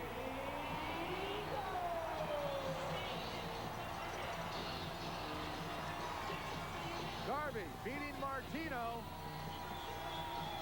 at 8:39 of the second. Here it is again, out on the point. Oklahoma City loves to take the point shot, and Garvey just rips it, and it looked like it might have gotten deflected out there, but Garvey is credited with the goal. Just ripped it from out in front. It went off Prasnick's head. Knocked off the headgear, and just like that, we're tied at 2. Well, it looked like it was deflected, but Garvey getting credit for the goal. Sean Gorman getting an assist on the goal by Garvey. Well, they had to give one to Prasnick for having the headgear in the right place at the right time there for Oklahoma City. No, dished it off that time. McEachran shot was turned back, and a goal. Farrell, turnabout's fair play. There's our man, Super Mario. Here's another look at it. And once again, this time it's on the deflection. No.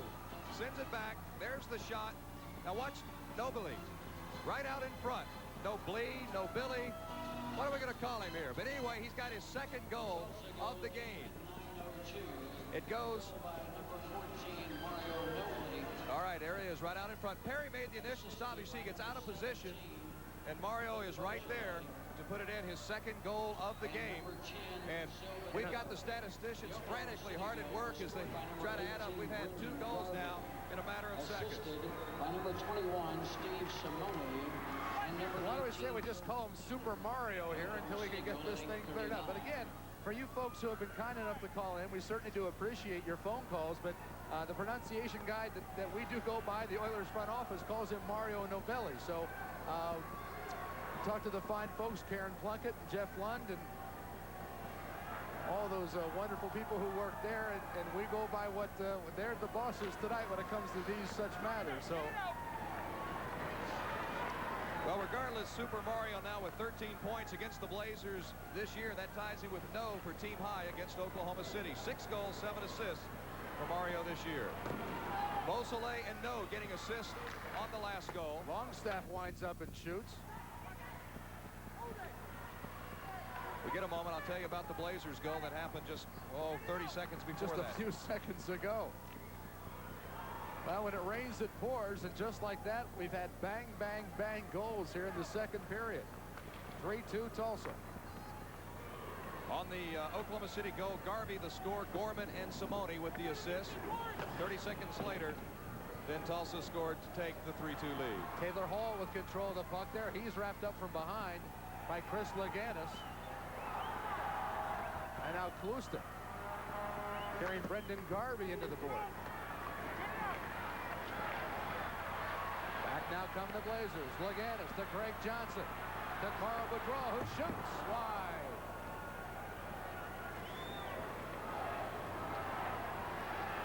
.933 remaining. Doug Lawrence now carrying the puck into the Blazer zone. Taylor Hall keeps it in. Centers, nobody there. Doug Lawrence shoots it back. Puck knocked up over the board and into the stands. 9:21 remaining. Second period. It's 3-2 Tulsa. Look who's picking Hardee's Fried Chicken. This sure sacks to Colonels. This is Hardee's All-Pro Chicken. Right now, for just $5.99, tackle an 8-piece Hardee pack. Hey, I don't mind if I do. Or for just $2.99, score a 2-piece Lunch Classic with biscuit, mashed potatoes, and a 20-ounce Coca-Cola Classic. From here on out, this is the chicken I'm picking. It's enough to make a grown man cry. It's enough to make the Colonel cry. Are you ready for some real food? Hardee, Hardee. Welcome back to the State Fair Arena. Ed Murray along with John Walls. John is over checking with Karen Plunkett of the Oilers. We're going to find out once and for all what Mario and his last Well, name according to the public address announcers, the puck goes up over the boards once again, who talked to Mario before the game and said, what do you want to be called? He said, Mario No Billy.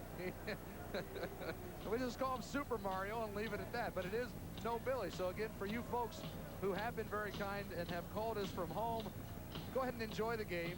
Put the phone down and just catch the action here. We're going to go by what the man whose name it is says it is. Anyway, he's got 2 goals and Tulsa leads 3-2. That's a big part.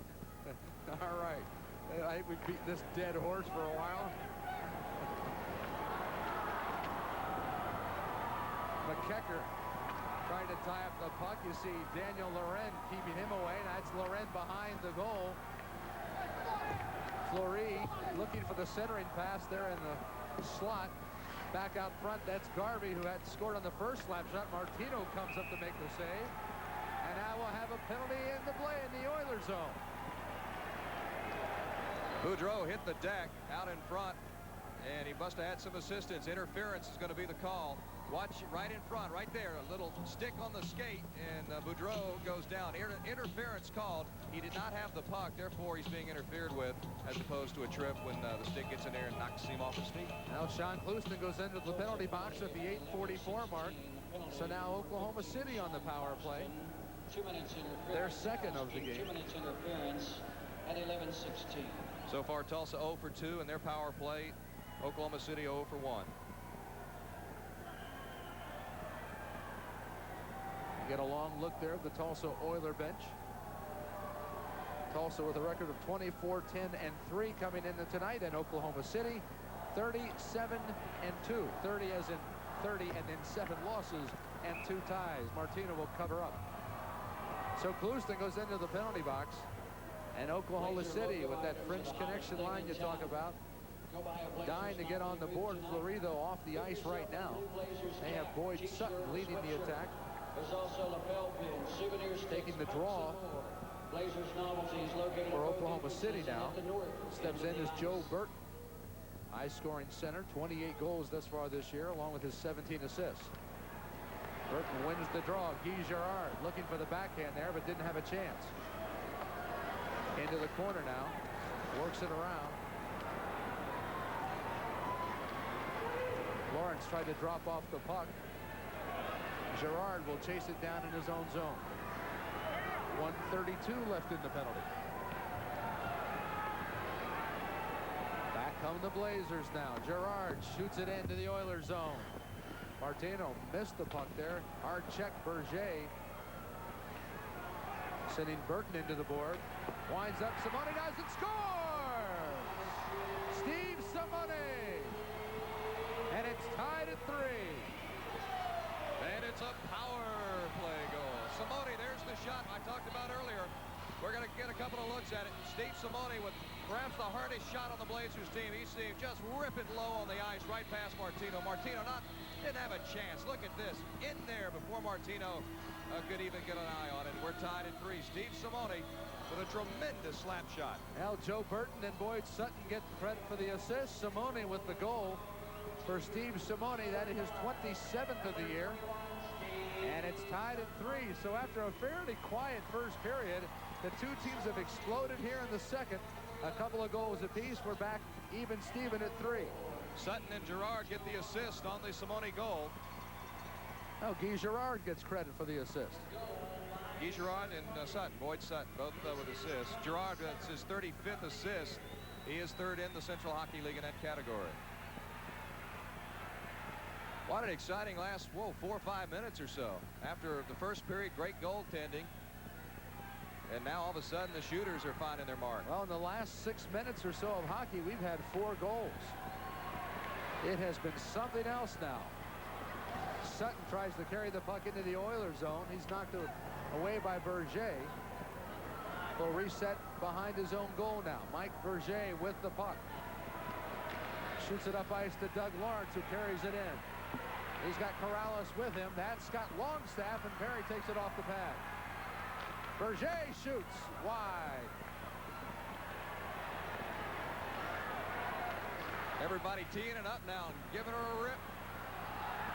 Lawrence called for the offside. So rather E.J. Sauer, who just came in there on the line change. Sauer caught offsides. 3-3. You see the score. 7:19 remaining, second period.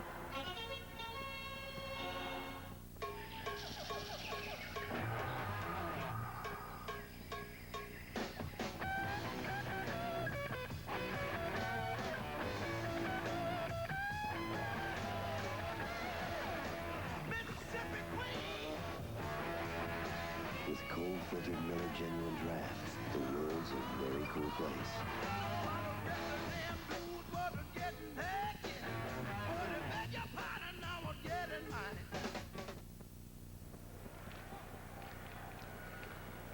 Welcome back to Oklahoma City. John Walls here along with Ed Murray, Bill Tegans, and Rich Lenz as we bring you on the Spirit of Oklahoma Network. Tonight's hockey game between the Tulsa Oilers and the Oklahoma City Blazers. 3-3. Oklahoma City just converting on the power play opportunity. They're 1 for 2 in that regard tonight. No Billy now taking the puck away, but Gerard is there trying to chase it back in to the Oilers zone. Sully taken. Sylvan No hard into the sideboard there. That brings the crowd to its feet. And now No does a little pushing and shoving of his own. No has to be a little bit frustrated, as you've talked about. He's being forechecked very, very well and not really getting an opportunity to let one go yet. Well, Prasnik danced out of the way of a tough side check that time. Sully wanted a piece of him. Iaquinta knocking the puck away. The shot saved by Perry. Prasnik shoots it back into the Blazer zone. Puck out front. No couldn't put on the brakes in time, and Garvey's there to run it down. No gets it back, centered, knocked away by Gerard. Puck kept in by Prasnik. Now it's taken away. Here come the Blazers. Sully winds and shoots high. No now shooting the pack up ice, but there is Jamie Hearn to keep it in the Blazers' control. Just under 6 minutes to play in the second period. Puck drops back into the Blazer zone. Hearn's there to chase it down. Now Laurent tries to chase the puck. Berger will beat him to it. Berger shooting it around the board. That's Carl Boudreau who fires it back behind the net. Fleury was there, but Berger took it away. Berger now back out to Taylor Hall. Here come the Oilers across the blue line. Hall shoots. Perry with the save. Drops it down. Lawrence was looking for it. Berger kicked it around. Now back comes Boudreau. This is Carl Boudreau with Laurent. Knocked away. Good defensive play by Iaquinta. And the net's off its mooring, so they'll have to stop play. That rush there created by Alan Perry, who caught the puck and then dropped it in traffic. He saw a little hole between the traffic, kind of fired it out, and gave the Blazers a 2-on-1 break. We're going to see the save coming up here. Watch as the shot will come in. Alan Perry will make the glove save. And then now there's a lot of folks out in front right in there. And we're going to stop it here, but he kind of throws it out. And the Blazers get a 2-on-1 break. And again, great defense on the Oilers. There's Perry. He kicked it on out. And again, good defense on the part of the Oilers. And then the defenseman going into the net knocked it off its mooring. They're kept on by magnets, obviously, so no one can get injured if they run into the pipes. And they're going to take a little while to get it fixed. Well, the maintenance men do their work. Let's pay some bills. We'll be back. 3-3, all even. The savings are adding up fast during Homeland's 5th anniversary sale, where you'll find hundreds of in-store specials and advertised sale items, like these great buys. Country Pride brand fryer breasts in bonus packs of 4 pounds or more, only 99 cents a pound. Homeland Pride of America frozen orange juice, 12-ounce cans, a low 69 cents. And Hamburger Helper, just 99 cents, limit 3.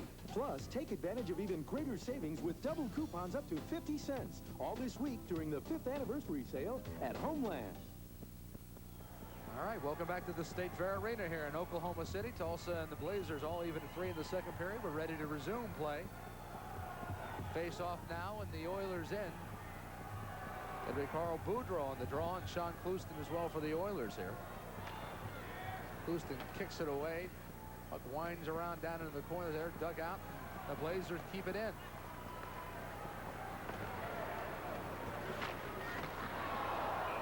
Oh, Martino. Again, the puck goes into the stands. A lot of souvenirs tonight, Edward. It certainly are. Again, the goalkeeper's getting her sticks on those slap shots from the point. There hasn't been a whole lot of screening on those shots from the point, just letting them rip it. And it's one-on-one pretty much, and the goalie's been winning most of those. Tony Martino and Alan Perry, the two leading goalies in the Central Hockey League. Their save percentage almost identical. Both are a little higher than 90%. Gorman wanted to wind up and lost the handle. Loren now chasing down the puck, but instead it goes to Taylor Hall. Hall to mid-ice to Berger, who leads the attack. He's got help from Clouston, who lost the puck, and now the Blazers get it back. Boudreau to Sean Gorman now. Gorman winds and has his stick broken at the junction there where the stick and the blade meet. The blade is in the net. The blade's in the net. That's not the puck back there, folks. And they will not clean that up until play is stopped. Have to go to the bench for a new stick. All right, Taylor Hall now loses control. Shoots it in to the Blazer zone, and the Oilers will change on the fly. Jamie Hearn shoots it up ice. Loren now is going to dig it down, but Martino's there to turn it back. Loren taking it in, and now McEachern gets control. That was a dangerous moment. Blazers with a chance to score there. Lawrence shoots it in just ahead of Longstaff on the break. He's picked up there by Girard. 4 minutes remaining, second period, tied at 3. Corrales stopped it and didn't know it for Tulsa. Girard knocking it down with the stick. They wanted.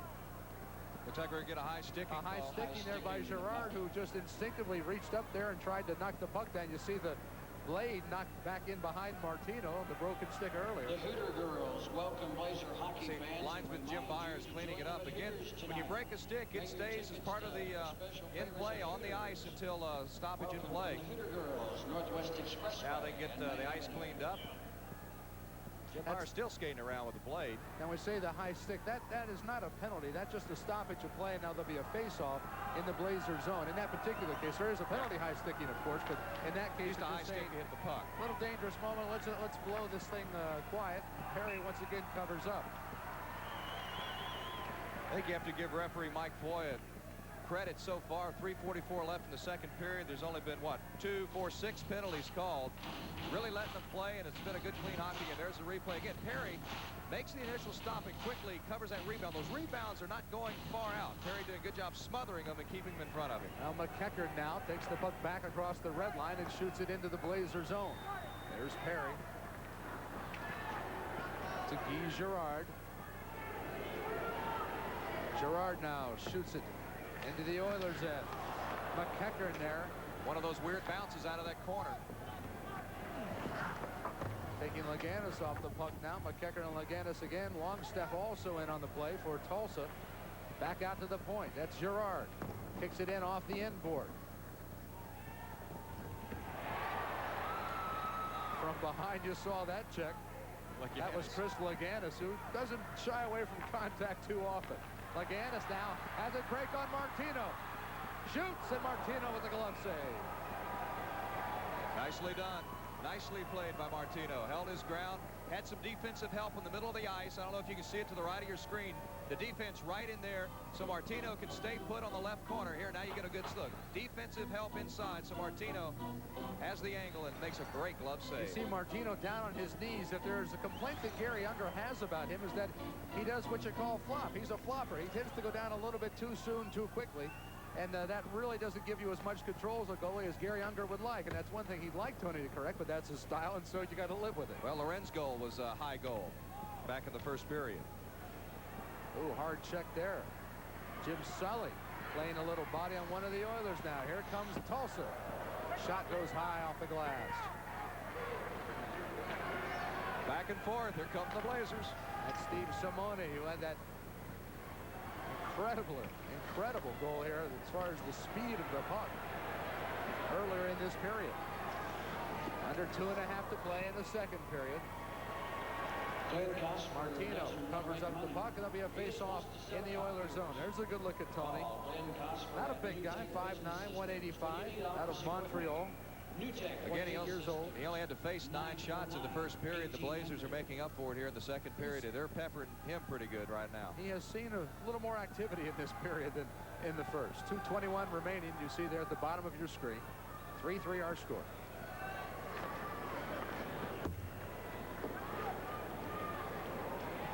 Luke Beausoleil, and they could call for a fair catch on this one. You see the fight there. Oilers now with control. No. Had it stopped. Great play on defense by Sean Gorman. Outstanding play. Got to give up the body to play this game. Aya Kenta came over and stopped the break for Tulsa. Puck shot the length of the ice, and there's Perry to kick it back to Gorman. Under 2 minutes to play. In an action-packed second period. 2 goals apiece for the teams. In this period, we're all even at 3. And Jody Prasnik tried to shoot it in. The Oilers wanted to change and couldn't quite get it all done now. Doug Lawrence working it. Clouston had a bad angle, and Perry knew it. Doug Lawrence working hard. He's a scrappy player looking to center the puck, but Jamie Hearn's there to take it away. Prasnik tried to keep it in, but could not. Here come the Oilers now on the attack. The Blazers, rather. Sully gets taken down from behind, and that'll be a penalty. Tripping or hooking, I guess, in this particular case by Jody Prasnik. So Prasnik serving his second penalty of the night here at the 1:10 mark of the second period. Here's another look at it. 2-on-1 break opportunity for the Blazers. Prasnik just reaching in. Right there, you see the hook. Gets the stick in front of Garvey. Here's another look at it. Garvey coming in. McEachran with the help inside, but Prasnik just reaches in there and pulls him down. Well, Prasnik back in the penalty box, and Oklahoma City back on the power play. They capitalized on their last opportunity. This is their third of the night. They're 1 for 2 so far. 1:10 remaining. So if Oklahoma City does not score in this period, the penalty will carry over for 50 seconds of the third period. Tulsa tries to clear, but cannot. Gerard centered, had Sylvain Fleury in the slot area, but the puck goes over the boards. Not a real good time to take a penalty. Under 2 minutes left. I mean, you're just now giving Oklahoma City all the momentum to end the second period. Martino, if he could come up with some great saves, perhaps can switch the momentum back to Tulsa. But the Oilers really giving the Blazers a chance not only to get momentum, but to get the lead with a power play opportunity. The Blazers successful on their last power play attempt. Oilers win the draw there. 1 minute remaining now in the period. Berger clears the puck the length of the ice. Perry there will reset it for Guy Girard. And here's Sylvain Fleury on the ice. He now has the puck charging down the right wing. Fleury again working with the man advantage. The puck knocked away by Taylor Hall. It's a race now with Girard, and Perry came way out of the net to kick it back. Clouston now tying up Loren. Boudreau works it across behind Hearn. They've got to reset and get back behind the blue line. They can't charge in without the puck being there. Now they can go.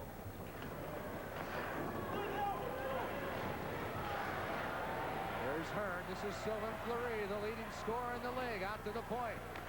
Girard works it around. Boudreau. 12 seconds remaining in the period. Tulsa doing an outstanding job of penalty killing. Carl Boudreau now with 3 seconds left. Shot by Fleury, kick save by Martino, and Tulsa dodges a bullet. But again, there'll be 50 seconds remaining in that period when we or in that penalty rather when we get on to the third period. But for now, it's a 3-3 game. And Ed, you wanted action? We got action there in that 6-minute stretch of the second period. Unbelievable sequence of goal scoring by both teams, and then the goalie settling down once again. And right then, I thought Tulsa did an outstanding job of penalty killing. Oklahoma City really never had a good opportunity to score. Fleury missed maybe a little bit on a deflection, but I thought the penalty killing there, again, outstanding for Tulsa to end that period. Now, it's been a super hockey game thus far, and that's the kind of action you expect to see. You've got the best power play team in the league in Oklahoma City. You also have the second best penalty killing team in the league in Tulsa. And so when it is strength against strength, it's kind of fun to see who wins those matchups. At least in this case, thus far, it's Tulsa who came out on the best end of that draw. Let's go down to Rich Lenz, who has Gary Younger with him. Rich? Thanks a lot. Of course, Gary Younger, an all-star for many years in the NHL, successful coach now with the Oilers. And Gary, talk about this series. It's already developing into a great series, and you guys have had a lot of success against the Blazers so far. There's no doubt about it. This is a series that's been going a long time, a rivalry that's been going for a long time. Both are pretty good hockey clubs. I think that the people are seeing a pretty good caliber of game, and it could go either way. Blazers are a young team, but you decided to go with veterans. How come? Well, I wasn't sure how the league was going to be, and I wanted to make sure that I had some guys that could play hockey. So the coach is only as good as his players, so I've got some pretty good players on my club. A lot of good goaltending in the first period. Talk about that second period. Things lit up pretty quick. Well, both goaltenders are the top of the league, and that's what you're going to have. You build your team from the goaltender out, not from the offensive players. And we've got a good defense, good goaltending, and that really keeps you in games. Okay, Gary, best of luck to you in the third period. Thanks. All right, let's go back up to Bill Teagans now. Bill, take it away. Okay, thank you, Rich. Well, we've had a great second period of hockey. After a 1-1 tie after the first period, we are now tied up 3-3 in the second period. Hope you'll stay with us throughout this intermission. More on the rules of hockey, plus a closer look at the Tulsa Ice Oilers. And again, our score is all tied up at 3-3, and we'll be back with more after this on the Spirit of Oklahoma Network. Oklahoma. Right now, you can lasso yourself one of the best truck deals of the year at Dub Riches and Ford, because we got 2.9 financing for 48 months on over 80 new 93 Ford regular cab pickups. Long beds, short beds, fancy pickups with XL and XLT trim, V8s and 6s, 5-speeds and automatics, 4x4s and 4x2s. All of them got 2.9 financing. That's going to get you a whole lot more pickup for a lot lower payment. But it all ends Thursday, January 28th. So come lasso yourself a great deal now at Dub Riches and Ford, located right at I-44 in North Main. I've been asked to compare Furr's prices with other restaurants. Heck, that's easy. At other places, a meal like this can run you $8-10. But at Furr's, you can get all the piping hot food you can eat, and it's only one low price. That's for all you want of whatever you want.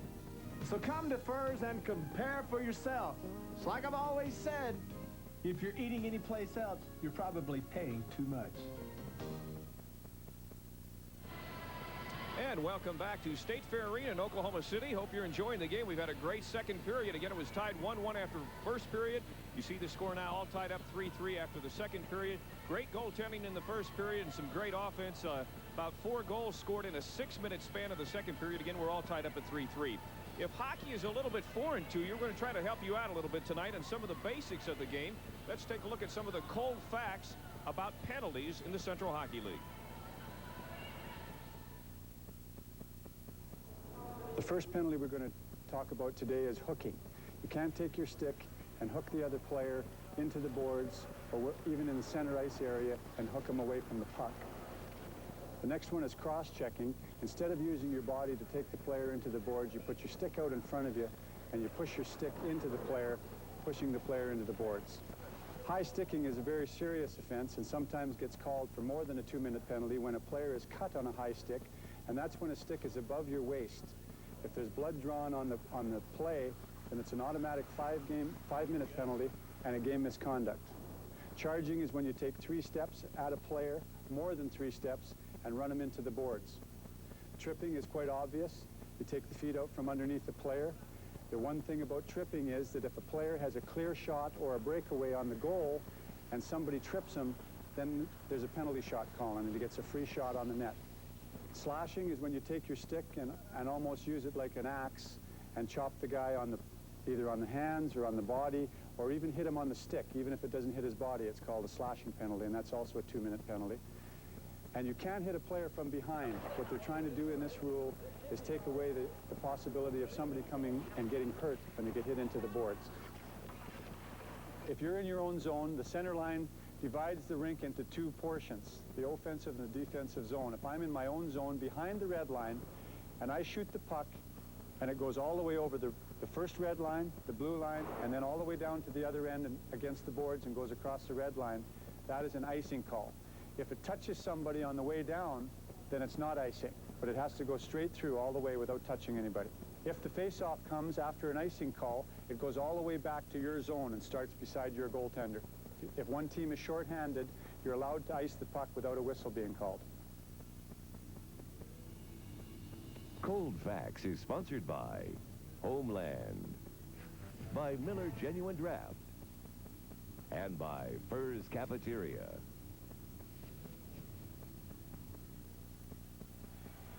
And we are back at State Fair Arena live now, as you see, at intermission of the second period, and a great game. We've got a score tied up, all tied up at 3-3. It was tied 1-1 after the first period. Sean Clouston has scored for Tulsa. Danielle Loren for Oklahoma City tied it at 1, and we've had a really exciting second period, all tied up now at 3-3.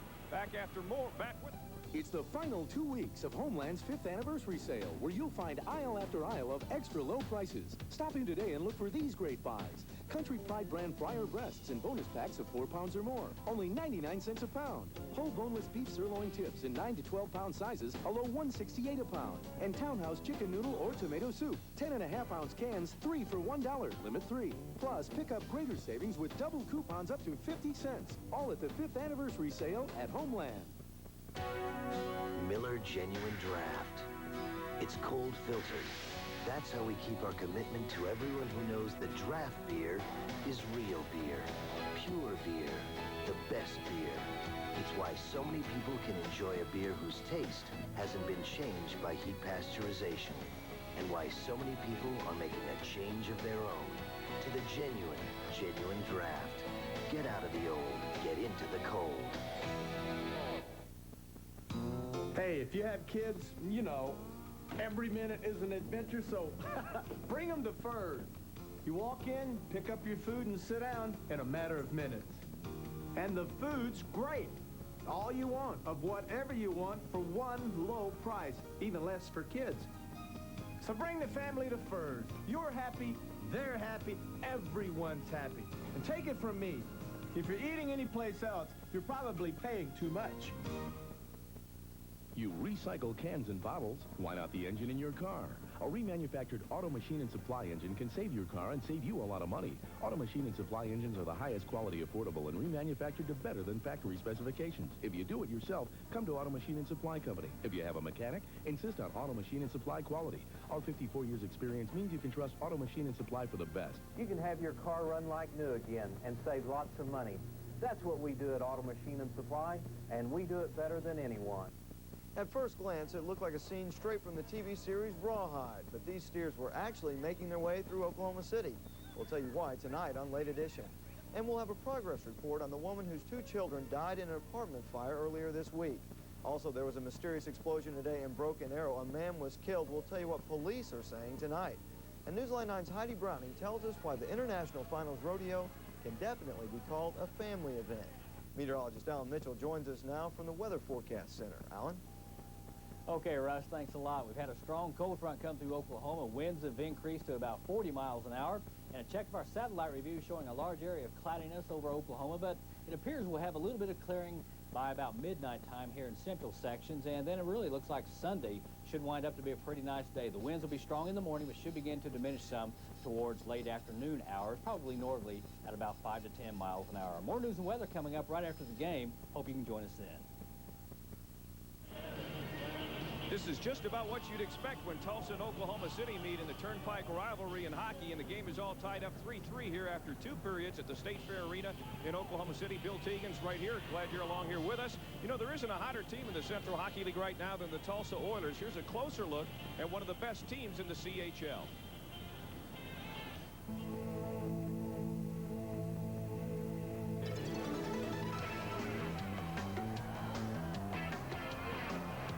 The Oilers are led by one of the Central Hockey League's leading scorers. Left winger Sylvain No has tucked the puck in the net 24 times already this season. We have an all-around good hockey club. We got guys that can score. We got playmakers. We have guys that take the body a lot, and there's guys that can fight if needed.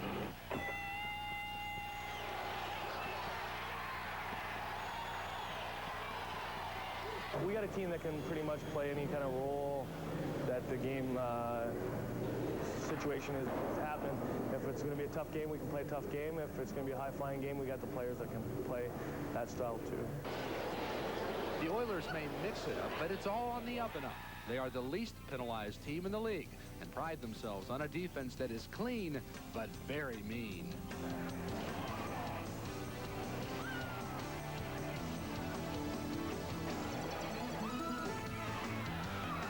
Seven-time NHL All-Star Gary Unger coaches the Oilers. He's assisted by player coach Taylor Hall, who's played in the NHL with Vancouver and Boston and overseas in Italy and Norway.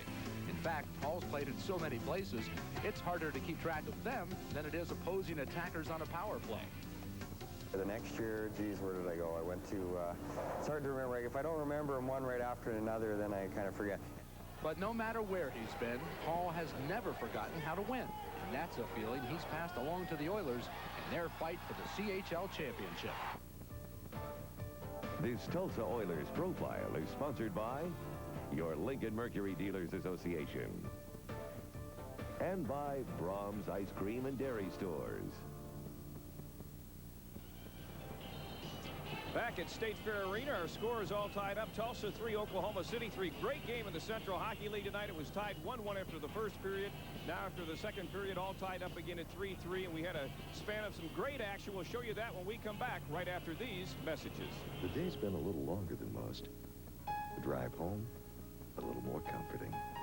Lincoln Town Car was a smart choice. Advanced V8 power that announces itself quietly. The safety of standard dual airbags as well as anti-lock brakes. World-class luxury for the discerning driver who believes you shouldn't have to wait until you get home to get comfortable. 93 Town Car by Lincoln. What a luxury car should be.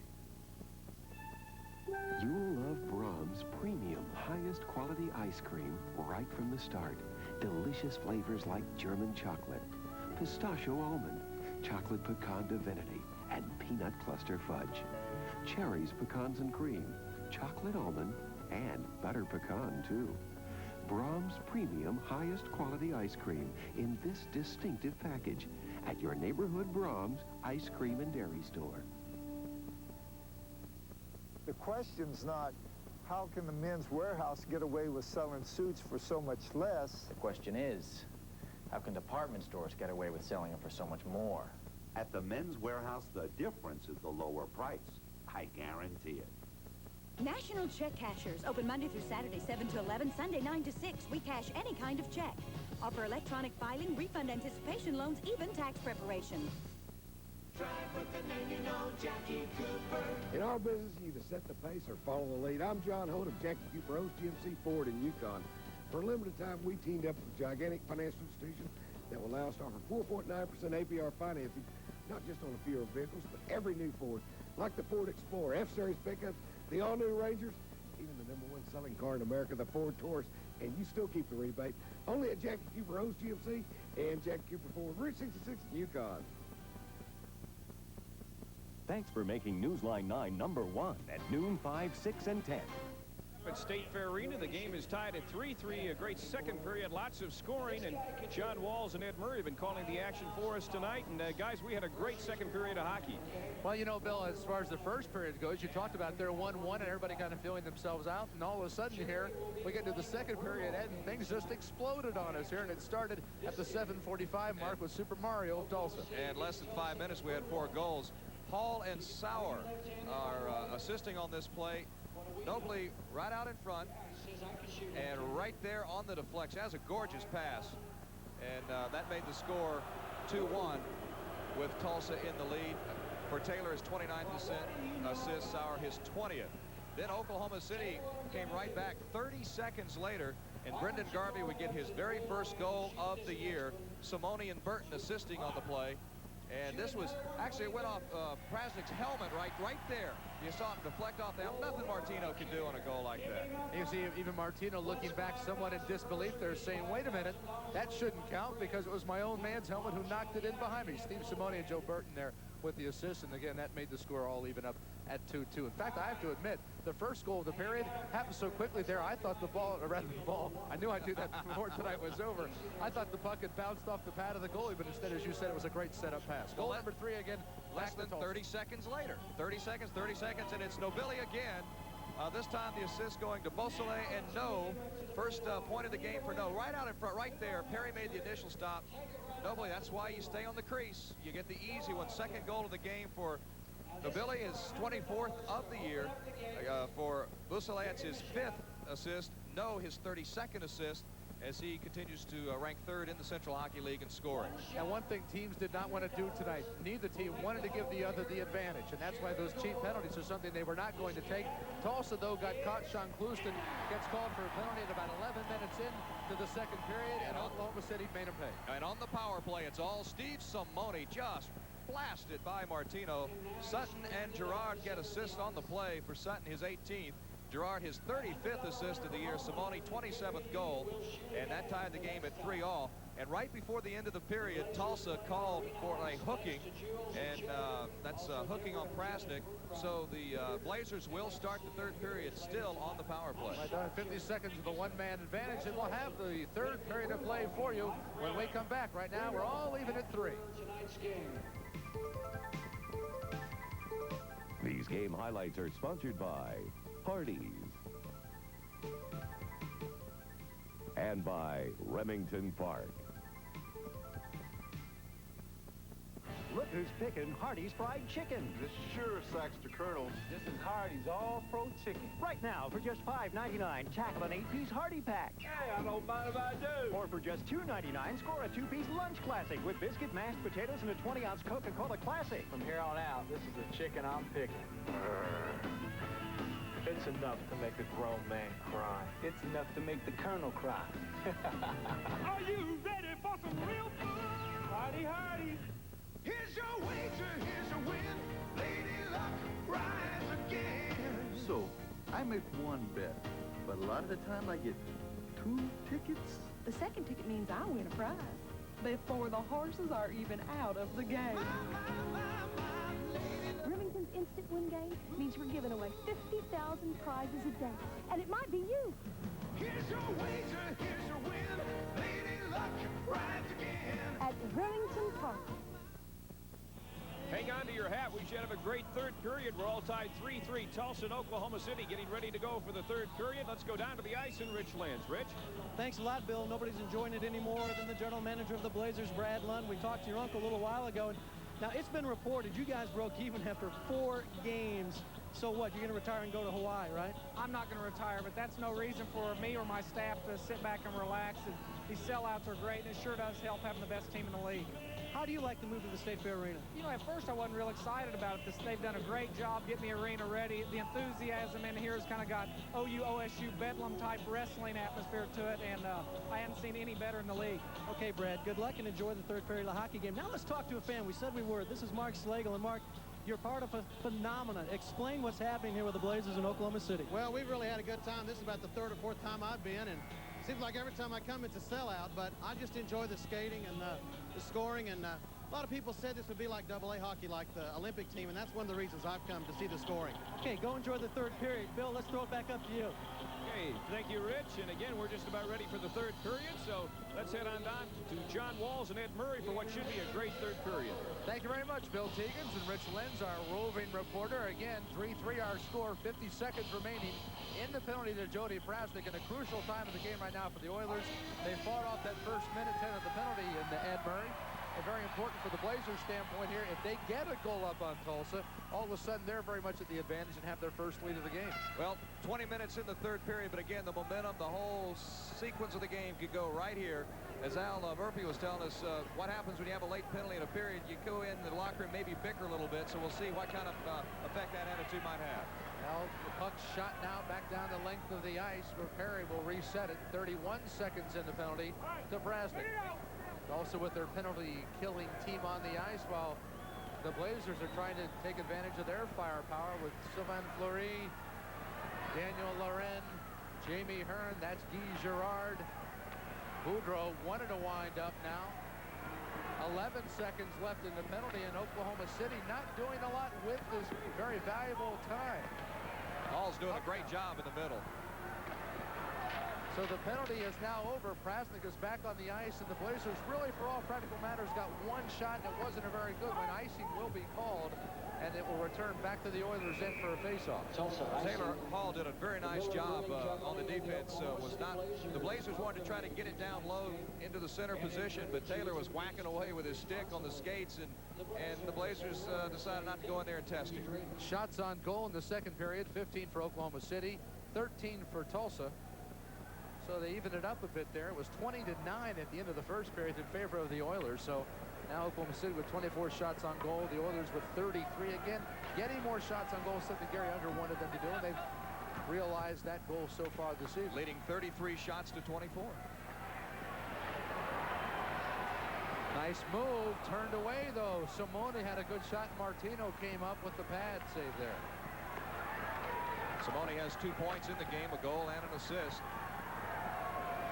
Joe Burton fighting there for Oklahoma City along with Doug McEachern and the Oilers.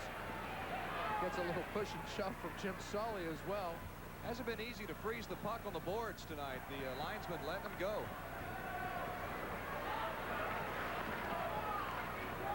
Blazers keeping the puck in the Oilers' end. Finally, the puck scooped out. Jamie Hearn will reset. Fires it back in. Blazers making some moves on the fly here. The puck almost caught Simone. In fact, it did hit Simone as he was trying to get off the ice. Hearn now carries it into the Oilers' zone. Sylvain No was there to check him into the board. Good hard check. Disrupted the play. Laganis now digs it away. He bumps an Oiler into the board. Doug McEachern taking that blow. McEachern throwing it around a little bit, yeah. And No with the takedown, and you can't do that. A penalty on Sylvain No. He's going to go sit in the box for 2 minutes. Here's a look at what happened. We were kind of screened on the play. We'll get a good look at it here. Puck rolling along the board. Oh, just pulls him down right there. You see, got his stick around the Blazer player. Penalty number 10. That was number 10, Laganis. Just reached the stick around and pulled him down. You know, I am just bent on changing Greg McEachern's name to Doug. Maybe for the next game on February 20th, you know, we can change that around a little bit. But Greg McEachern, my apologies, number 27 for the Oilers. Now, once again, the Blazers on the power play. They could not score the last time they had the man advantage. Let's see what they do here with the puck. Period's only 2:30 old and already 2 opportunities on the power play. We told you 11 of the top 20 scorers in the league are here on this ice tonight. All 11 have scored at least 1 point. That's amazing. Well, the good guys get involved, and that's what's happened here tonight. Puck knocked along the boards there. Doug Lawrence is there to shoot it back in to the Blazer zone. You see there Alan Perry's work out of the cage. Perry, as I mentioned, likes to come out. He leads the Central Hockey League with 7 assists for a goalie. That's an all-time record. I think it leads all of hockey with 7 assists for goalkeeper Alan Perry. Fleury now carries it in, and Taylor Hall was there to check him off the puck. Hall has been playing some outstanding defense to start this third period on the penalty kill. Now the Oilers with their penalty-killing team in there. Some of their more experienced players. It takes some patience now as the puck is shot in. Perry will fire it back to Jamie Hearn. You see 57 seconds now, less than a minute remaining in the power play. Girard now up ice to Fleury, and here come the Blazers. That's Loren, shoots, and Martino knocks it off his glove behind the net. Good opportunity from the French connection. E.J. Sauer winds and shoots wise. Again, the Blazers have yet to give up a shorthanded goal this season, but the Oilers really putting the heat on with 29 seconds left in the power play for the Blazers. That's no Billy now, chasing down Boudreau, who flips it in to the Oilers zone. Martino comes out, kicks it up, and Fleury stopped it with his body. Sylvain Fleury now looking to center, instead takes it back to the point. Shot knocked away by Sauer. Now no Billy with 10 seconds left in the penalty. Fleury had to wait that time. The rest of the Blazers on a line change, and he had no help when he knocked the puck down from Martino. And the Oilers kill off another penalty. They've been successful on 3 out of 4 occasions, and no, back on the ice, the Oilers back at full strength. Taylor Hall now with the puck. Gorman checking him, lost his stick. Krasnick fired it and had it knocked by a skate.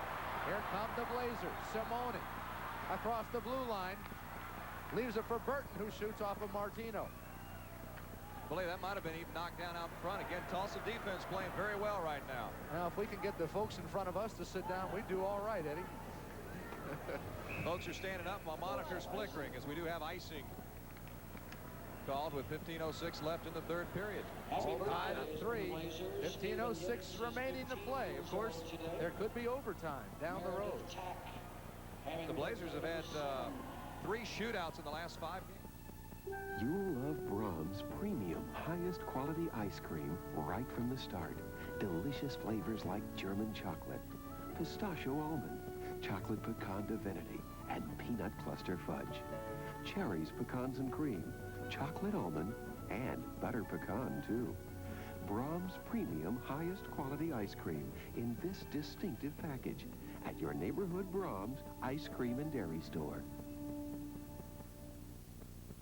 Play has resumed here at the State Fair Arena. John Walls with Ed Murray. 14:55 remaining. Both teams at full strength now. Tom Corrales chasing after the puck, but Perry is there. Corrales kept it in. Puck is tied up on the sideboard. Now it's kicked loose. Mike Berger trying to keep it going. Tom Corrales took a wave, but instead it's Chris Laganis now charging down the right wing. He shoots and Martino saves. Craig Johnson kicking the puck around in front of the Blazer goal. Now Sauer with it. He's got Corrales to his left. Sauer takes it across the blue line now. Pretty good stick handling there by E.J. Sauer. As I was mentioning, the Blazers have been involved in 3 shootouts in their last 5 games, winning 1, losing 2. And I think Tulsa's also been involved in a few shootouts here of recent time. Puck shot in now. Blazers and the Oilers changing on the fly. Sylvan No. He has an assist tonight. You see the shot there by Perry, who hangs on. He has an assist tonight, as I said, but it's been kept off the board. Savon Fleury, also the leading scorer of the league, has an assist, but he too has been kept out of the fight. Here's the replay again. Glove save, another one for Perry. He quickly turns. He's always thinking maybe he can get something going. He quickly turned around, didn't see any opportunity, and held on for the faceoff. Now he's very wise. He is, as is Martino, controlling the puck and deciding when to put it in play and when not to. And you saw there that discretion said, hang that thing up. Hooters loves the Blazers. That's nice. One of the popular sponsors of Oklahoma City Blazers hockey. That's nice. Thank you, girls. Just thanks for being here. Making our evening just a little brighter. Doug Lawrence now will skate off. Back to the Oiler bench. Face off in the right circle in the Blazer zone. Sylvan No and Carl Boudreau. And the Blazers win the draw. Fans here trying to get the wave going. Believe it or not, the wave. Maybe do a frozen wave. Boudreau now out to the wing. Here come the Blazers. Wow, that's up by Bill Tegans. Did you catch it, Bill? Our good friend Bill Tegans up there. Hang in there, buddy. Hey, do you have a mask, or is that are you wearing your mask there tonight, or after the game tonight? Are you all right?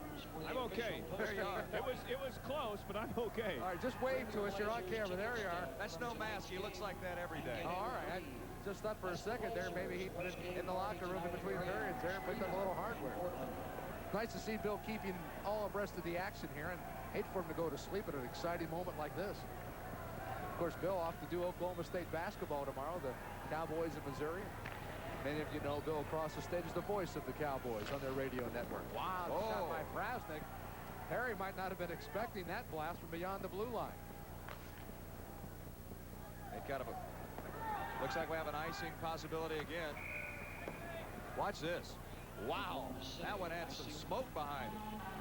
Perry hit his stick glove, the pad on his stick hand, and I don't think he was expecting that one to come in quite that quickly. I saw a goal via videotape earlier this year about 160 feet it went. Not an empty netter at all. It came in Tulsa much earlier in the season, but one of the defensemen for Tulsa, and if I'm not mistaken, I think it was Berger, but I don't recall, but shot it about 160 feet and beat a very dumbfounded goalie.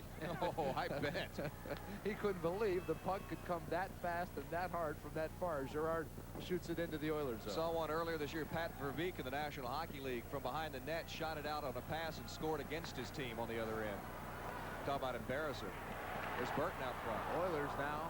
Burton centering the puck. Nobody was in the slot. Burton again working the puck behind the goal line. The defense kind of taking over this juncture right here. That's Simone now, and he needs Mike operating. Berger on him. Puck shot back in behind the goal, and here come the Oilers now. Puck kept in the Oilers zone. They'll let him play. Here comes Super Mario. He has 2 goals already. But a nice body check there. Taking him off the puck was Joe Burton. Burton hustling back. The attendance, 9,760. That is a sellout. Second night in a row, the Blazers have sold out this arena. And we must mention the Tulsa Oiler Fan Club is back over behind us in section 323, having a good time as well. Yes, they are. Nice to see so many folks from Tulsa. Had a chance to shout at me before the game. And glad to have all of you along on Channel 6 and Channel 9 tonight across the state watching Central Hockey League action. That's been a good one. This is our first of 2 broadcasts we planned during the regular season. The next one coming up February 20th. That too will be between these 2 teams in this very same building as Krasnick shoots the puck into the Blazer zone. Tulsa's offsides, and so we'll reset the neutral zone. There's a look at Gary Younger. Started, coach of whatever he's got in his hands there, he's starting to twist it a lot more. His worry beads. There's a look at somewhere in there. Now you can see a few blue shirts and what have you. That's the Tulsa Oiler Fan Club. That, by the way, what Gary keeps in his hand is a golf ball. It's like his worry beads. He just keeps that golf ball in there and just squeezes it around and rolls it around and just kind of uses it to take out the stress and the frustration of the game. I'd hate to be around if you ever got mad and let go of it. So if Gary gets teed off, what does he do with that thing? Ooh. Sorry. You had to say that, didn't you? Longstaff now tied up by Sean Gorman, who fires it back in, and that is Greg McEachern with the puck. 11 minutes remaining. We're still tied at 3. These teams have yet to play an overtime game between them this year, although both have several experiences in the extra period and in the shootout as well. The way it works in the overtime, if we go that far, is Gerard shoots it down and a 2-line pass. We'll have a face-off back to the other end of the ice. The way it works in the overtime period, it's sudden death. They play 5 minutes. If there is no score, we have a shootout, and that's some exciting hockey. Mike McEwen, of course, he lost 2 straight earlier this week, so everyone was asking him, do you like the shootout format? He says yes. He would like to see that 5-minute overtime be a sudden death, though. That's his one thing. My apologies there. Thank you, yes. But he really does like the shootout. It's exciting for the fans. I know the fans love it. It's just one-on-one shooters against goalie. Each team gets 5 shots, and it's just a lot of thrilling action. The Central Hockey League, the only league in hockey that has the shootout. And the way it works is they just alternate back and forth. Your guy takes a crack at the goalie, and then you get to take a crack at his, and you go back and forth. Add them up and see at the end of that shootout who's put the puck in the net. Just 10:35 left in this third. We're thinking the same thing. We're about halfway through this third period. Again, these teams will meet 4 more times, 3 times here in Oklahoma City. And, of course, the February 20th game we will once again bring to you statewide over the Spirit of Oklahoma network. Face off now to the right circle, the right of Perry. There's a look at Allen. He's been a great find as far as Mike McEwen's concerned. He's one of the older players on the Blazers team, a very young team. Perry's one of the oldest, if not the oldest, for the Blazers.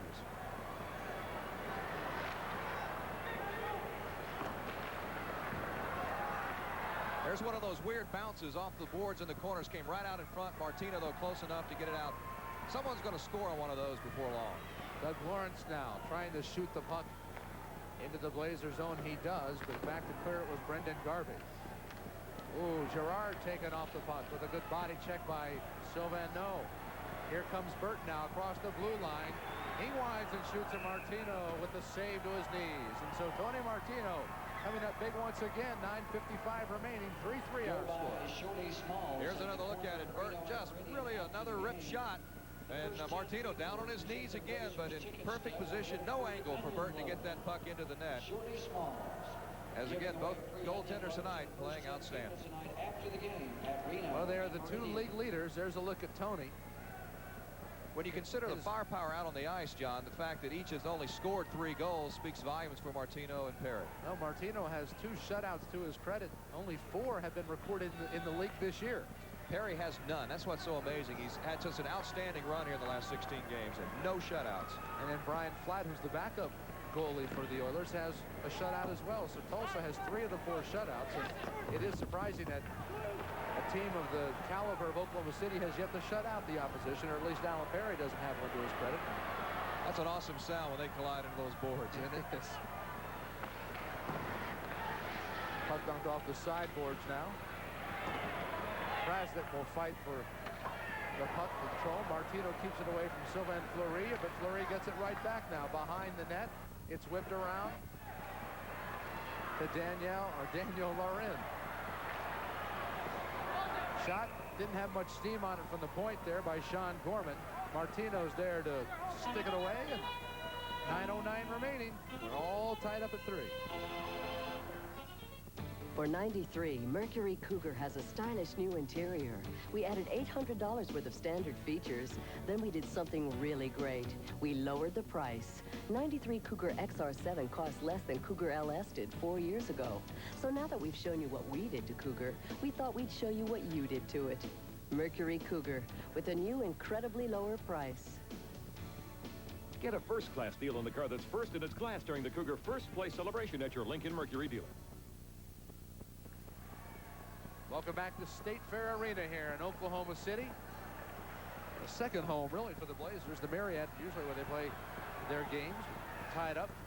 International Finals rodeo action tonight in bet. town. Oh, the puck loose and a goal by the Blazers.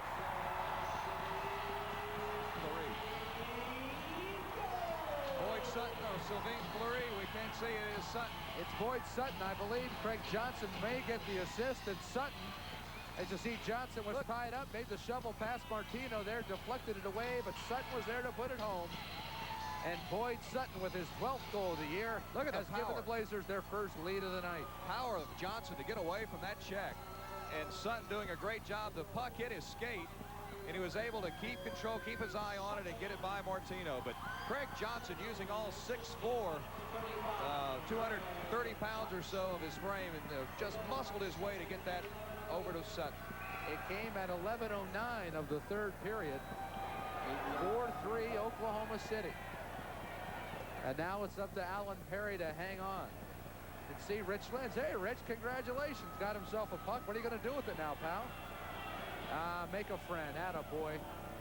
I guess that's what a rover does. That's right. He's generous, kind, thrifty. No, that's a Boy Scout. All right. Craig Johnson, the only assist on the goal by Sutton.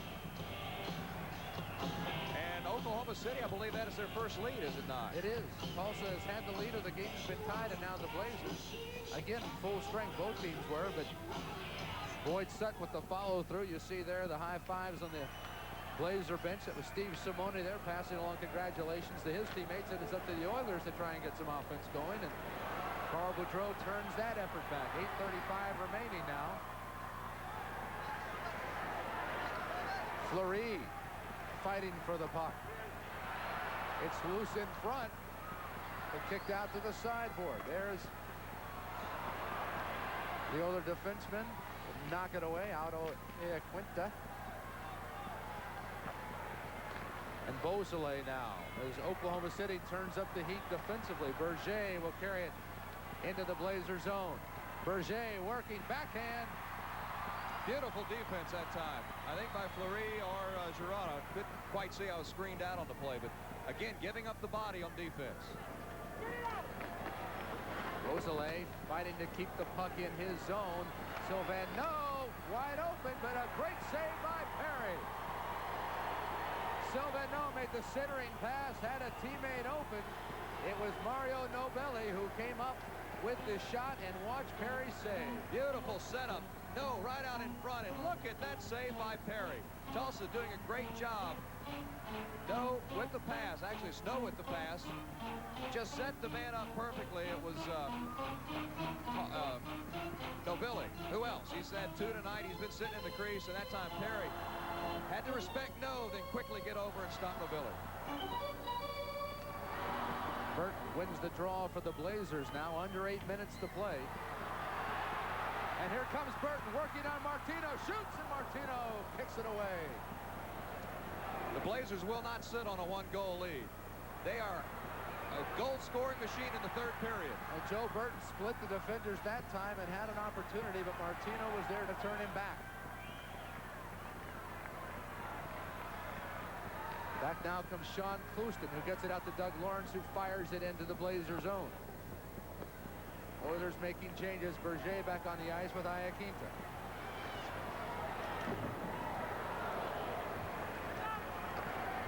Berger whips it around the boards to Taylor Hall. This is Sean Clouston, though. The Blazers are back. Offsides on the Oilers. We'll have a face-off in the neutral zone at 6:53. 4-3 the score. Oklahoma City. We'll be back in a moment. It's 4-3. The Blazers trying to hang on. Here's your wager, here's your win. Lady Luck, rise again. So, I make one bet, but a lot of the time I get 2 tickets. The second ticket means I win a prize before the horses are even out of the game. Remington's Instant Win game means we're giving away 50,000 prizes a day, and it might be you. Here's your wager, here's your win. Lady Luck, rise again. At Remington Park. We resume play with 6:37 remaining, third period. Iaquinta there for Tulsa, trying to kick the puck out of his zone. Knocked down by Johnson. He had the assist there in the last goal, and he shoots it back in. Every time he touches it, the crowd lets him know they appreciate the way he plays. Well, he is a big man, as you said. Here's Johnson again. Sylvain trying to tie him up. That's Johnson a tough dude. chased off the puck. Now Laganis is there. He kicks it around to Sutton. Centers, nobody there. Back come the Oilers now. That's Luc Beausoleil, who shoots, and Perry's there for the save. The rebound, knocked wide. What a good opportunity for Tulsa right there. On the rebound, right back out in front, just couldn't reach the net. I thought that was a goal for sure.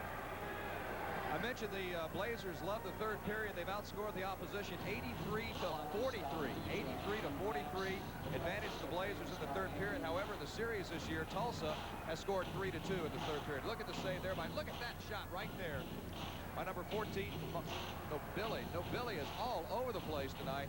Had a great opportunity, but again, he was spinning around at the time. If he could have set himself, that would have been another goal. And Brendan Garvey was back on defense and created just enough of a disturbance to create some problems there and turn back Nobili. 5:44 remaining, third period. Loren now with the puck.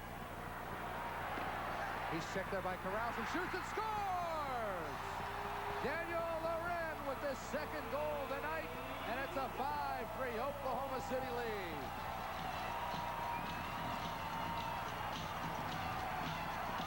What a wicked shot by Loren. I don't think Martino ever saw it. Just blasted it right by him, went to his stick side, got it into the left corner of the net. And look at the celebration there. Loren knows how big that is. And again, the French connection coming through. Hearn with the assist to Loren. Loren, his 31st goal of the year. And he's moving up the charts in the Central Hockey League. Well, they score at 14:26 of the third. It was about 3 minutes ago that the Blazers took the lead. They now have a little bit of cushion. They lead 5-3. Icing's the call. We'll bring it back the other way. But now the Oilers are in the position, Ed, or they might have to take some chances. You've got to be a little more aggressive offensively here. And what you do is set yourself up for some problems defensively, because if you push and push and push, if you're not careful, it's breakaway time. And if a team as potent as Oklahoma City is, you can ill afford a 3-goal deficit in the third period. You certainly can, and Alan Perry has played an outstanding third period, an outstanding first period as well. Perry has not shown signs of tiring again. I don't want to repeat it too many times, but his 17th straight game. And you wonder if the time is ever going to come when he tires a little bit. He played a game last night. Tulsa put the heat on with 20 shots in the first period. They need to do something similar right here. Jim Selly now as the Blazers win the draw. He's got Burton open. Puck slid through. Burton kicks it out front. Shot by Simone was turned back. Second shot covered up by Martino. And just as Tulsa was so pressurized there in the first period with their offensive attacks, now you see Oklahoma City turning up the heat. A look at it again. Martino. Now Burton gets the rebound out front. Martino heads up right there to smother it. And that could have been the deciding one there with 5:07 to go. Martino doing a good job. The rebound got away from him, but he stayed with it, kept his eye on it, was able to keep the Blazers out of the net. Here's a good look at the State Fair Arena as the Oilers win the faceoff. Sean Clouston with the honors there, winning the draw. But the Blazers get the puck back. In the Oilers zone now, they whip it around behind the net. Berger's there to pick it up, and he brings it up ice. Clouston will shoot it into the Blazer zone. E.J. Sauer there to steal the puck away. Sauer now trying to make it happen. No! With a shot there behind the net. No Billy trying to center the puck, but it's taken away. This is Joe Burton. He shoots hard wide. Martino just watch that one go by. I've really been impressed with Tulsa. They're skating shorthanded. Al Murphy sitting up here in the booth next to us. Tony Fiore not on the ice, one of the league's leading scorers. And they've been able to stay right in this hockey game, not going full strength. I understand Murphy will be back Tuesday, so when these two teams meet again on Friday, Oilers will have some help. Here comes Johnson, who shoots over the boards. Yeah, it'd be good to have Al back, although I'm going to miss him. As far as the 20th goes, it's been nice to have his expertise here and lending us some help and trying to put us on the straight and narrow here as far as exactly what's going on out here. Just handed us a note saying the Oilers have to open it up some on offense, attack a little bit more, and it's gotten to the stage now where you're talking about you don't want to take too many chances. You might have a breakaway, but now it's getting down. You got to take the chance, and if the breakaway happens, you got to depend on Martino or a break, because now down 2, only 4 to go with the way Perry's playing. You've got to shake him a little bit here quickly. Under 4 minutes to play now. This is Luc Beausoleil chasing the puck into the Blazers' end. Perry whips it around. Lawrence was there to stop it. Pass behind the net now. Beausoleil there. Lawrence tied up by Brendan Garvey, and out of the pack come the Blazers with the puck. No icing. Not going to score when it's down in your zone. Doug Lawrence now kicks it up to mid-ice. Glove there by Taylor Hall. He's picked up by Johnson.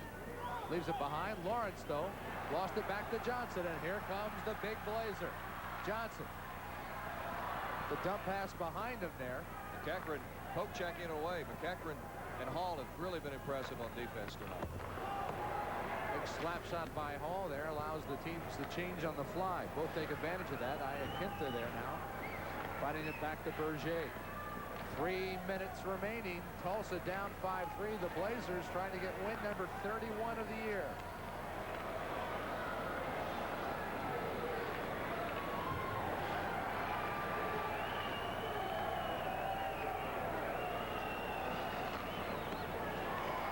Perry again, and Alan Perry has been so solid.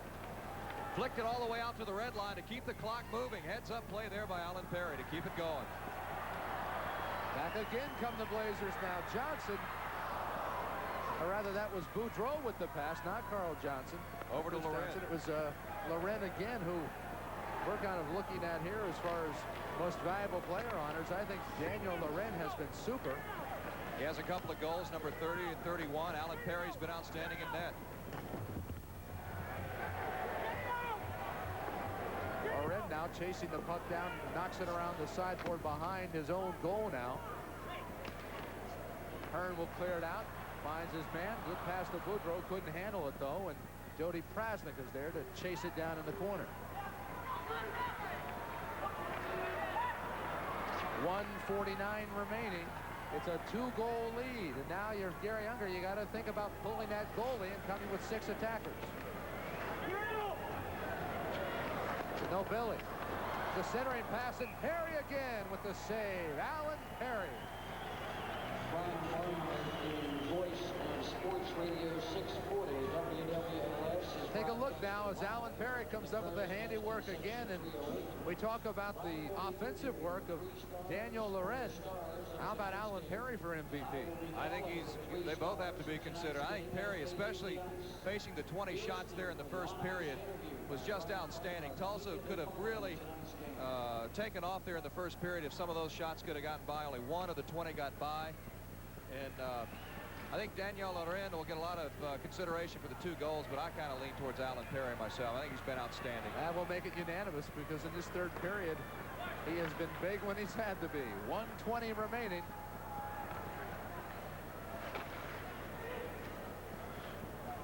Bill Teagans will have the most valuable player after the third period ends, so we're all getting our votes in, and Bill's going to tabulate them up there. I think he had a calculator. That's why he gets paid the big bucks to make big decisions like this one. 1 minute remaining now, and Martino's still in the goal for Tulsa.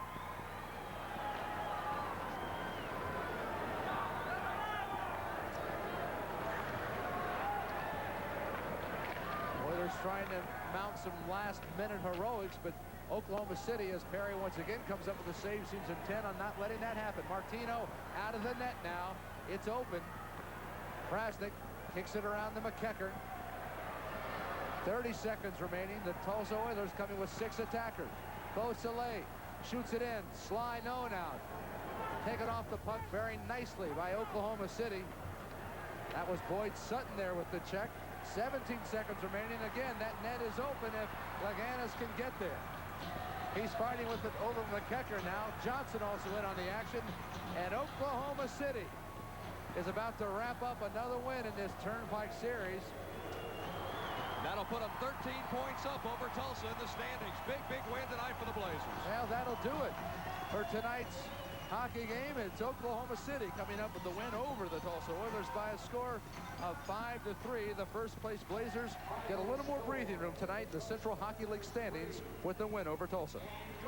Look who's picking Hardee's Fried Chicken. This sure sucks to Colonel. This is Hardee's All-Pro Chicken. Right now, for just $5.99, tackle an 8-piece Hardee pack. Hey, I don't mind if I do. Or for just $2.99, score a 2-piece Lunch Classic with biscuit, mashed potatoes, and a 20-ounce Coca-Cola Classic. From here on out, this is the chicken I'm picking.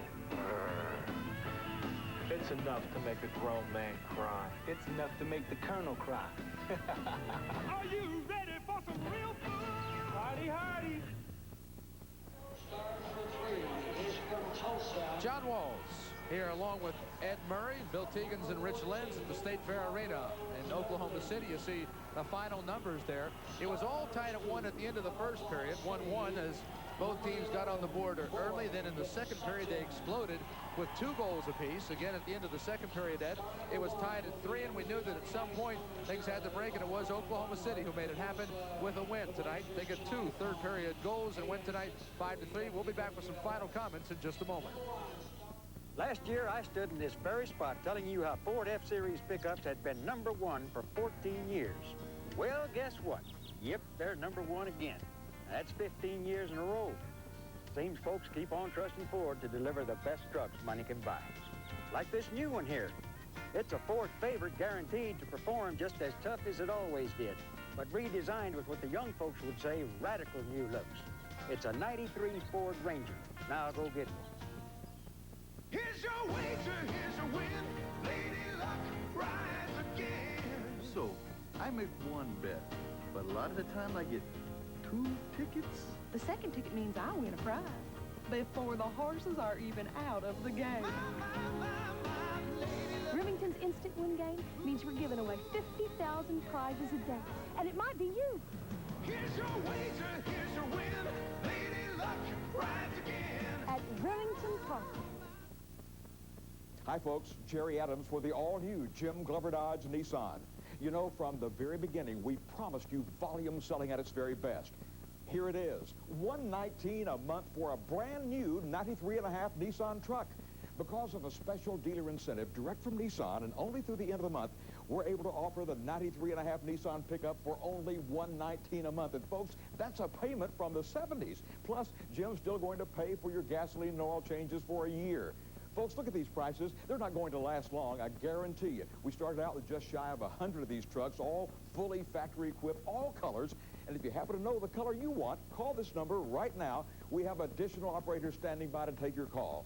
This is a limited time offer, and only from Jim Glover Dodge Nissan. We're talking about $119 a month for a brand new, fully factory equipped Nissan truck. Right here at Jim Glover Dodge Nissan, we're across from Tinker. Come see us. Well, you see the final score, Oklahoma City. The Blazers on top of the Tulsa Oilers tonight by a score of 5-3 here on the Spirit of Oklahoma Network. It's been great having you along on KWTV, KOTV. John Walls here along with Ed Murray. And Ed, it came down to the third period, I guess, who wanted it the most. And as we saw twice, to the back of the net went the puck, and it was Oklahoma City who put it there. In Oklahoma City, 40 more goals in the third period than its opponents, and now make it 42 more goals than their opponents. Series now tied 4 each. It's alternated. Win, losing, win, losing. 4 more between these two teams, 3 here in Oklahoma City. And we're going to be here for the final game. We'll televise that final matchup between these two, and that one really could be important. The big thing now, Oklahoma City up 13 points on Tulsa in the standings. And time maybe to sit back, and not that Mike McHugh would like to hear this, but cruise control a little bit. You can afford to take it easy and maybe rest some players and get ready for the playoffs. Let's go up top now to Bill Teagans. Bill standing by, and he's got some words as far as the most valuable player of the game and some other final comments about tonight's game. I almost did as Rich did earlier, but tonight's game, the matchup between Tulsa and Oklahoma City. Bill, get me out of this. Okay, thank you, guys. It was a hockey game, and it was a great one. As you said, Oklahoma City wins at 5-3. Tough choice tonight on the player of the game. There's so many guys who had outstanding games, but Alan Perry, the goaltender for Oklahoma City, gets the most votes. 38 saves tonight in a great performance for Oklahoma City.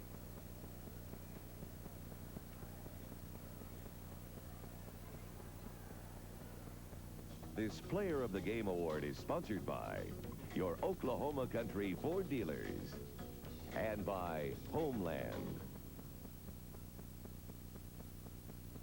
And again, our final score tonight, 5-3 Oklahoma City over Tulsa. Reminder, we'll be back along the Spirit of Oklahoma Network on February the 20th. That is a Saturday again at 7:30, when again it'll be Tulsa and Oklahoma City in this very arena, State Fair Arena. We had a full house tonight, almost 10,000. Again, our final score tonight was 5-3 Oklahoma City over Tulsa. Hope you'll be back with us again on February the 20th, 5-3 the final.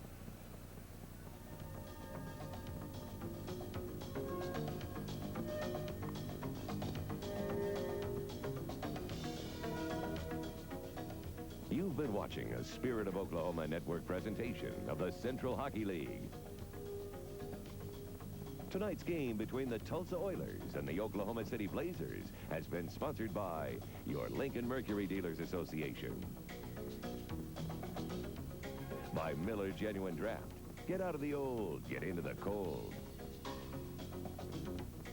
By Remington Park. And by Hardee's.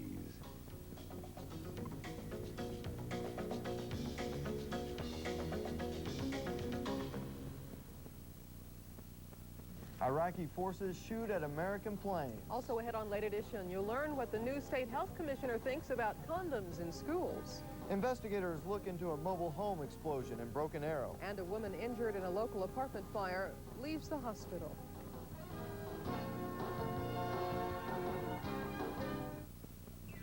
I dreamed they shaved Charlie's head and sold his hair to the highest bidder. It's the air here. It does, thanks to your head. Hey, what's for dinner?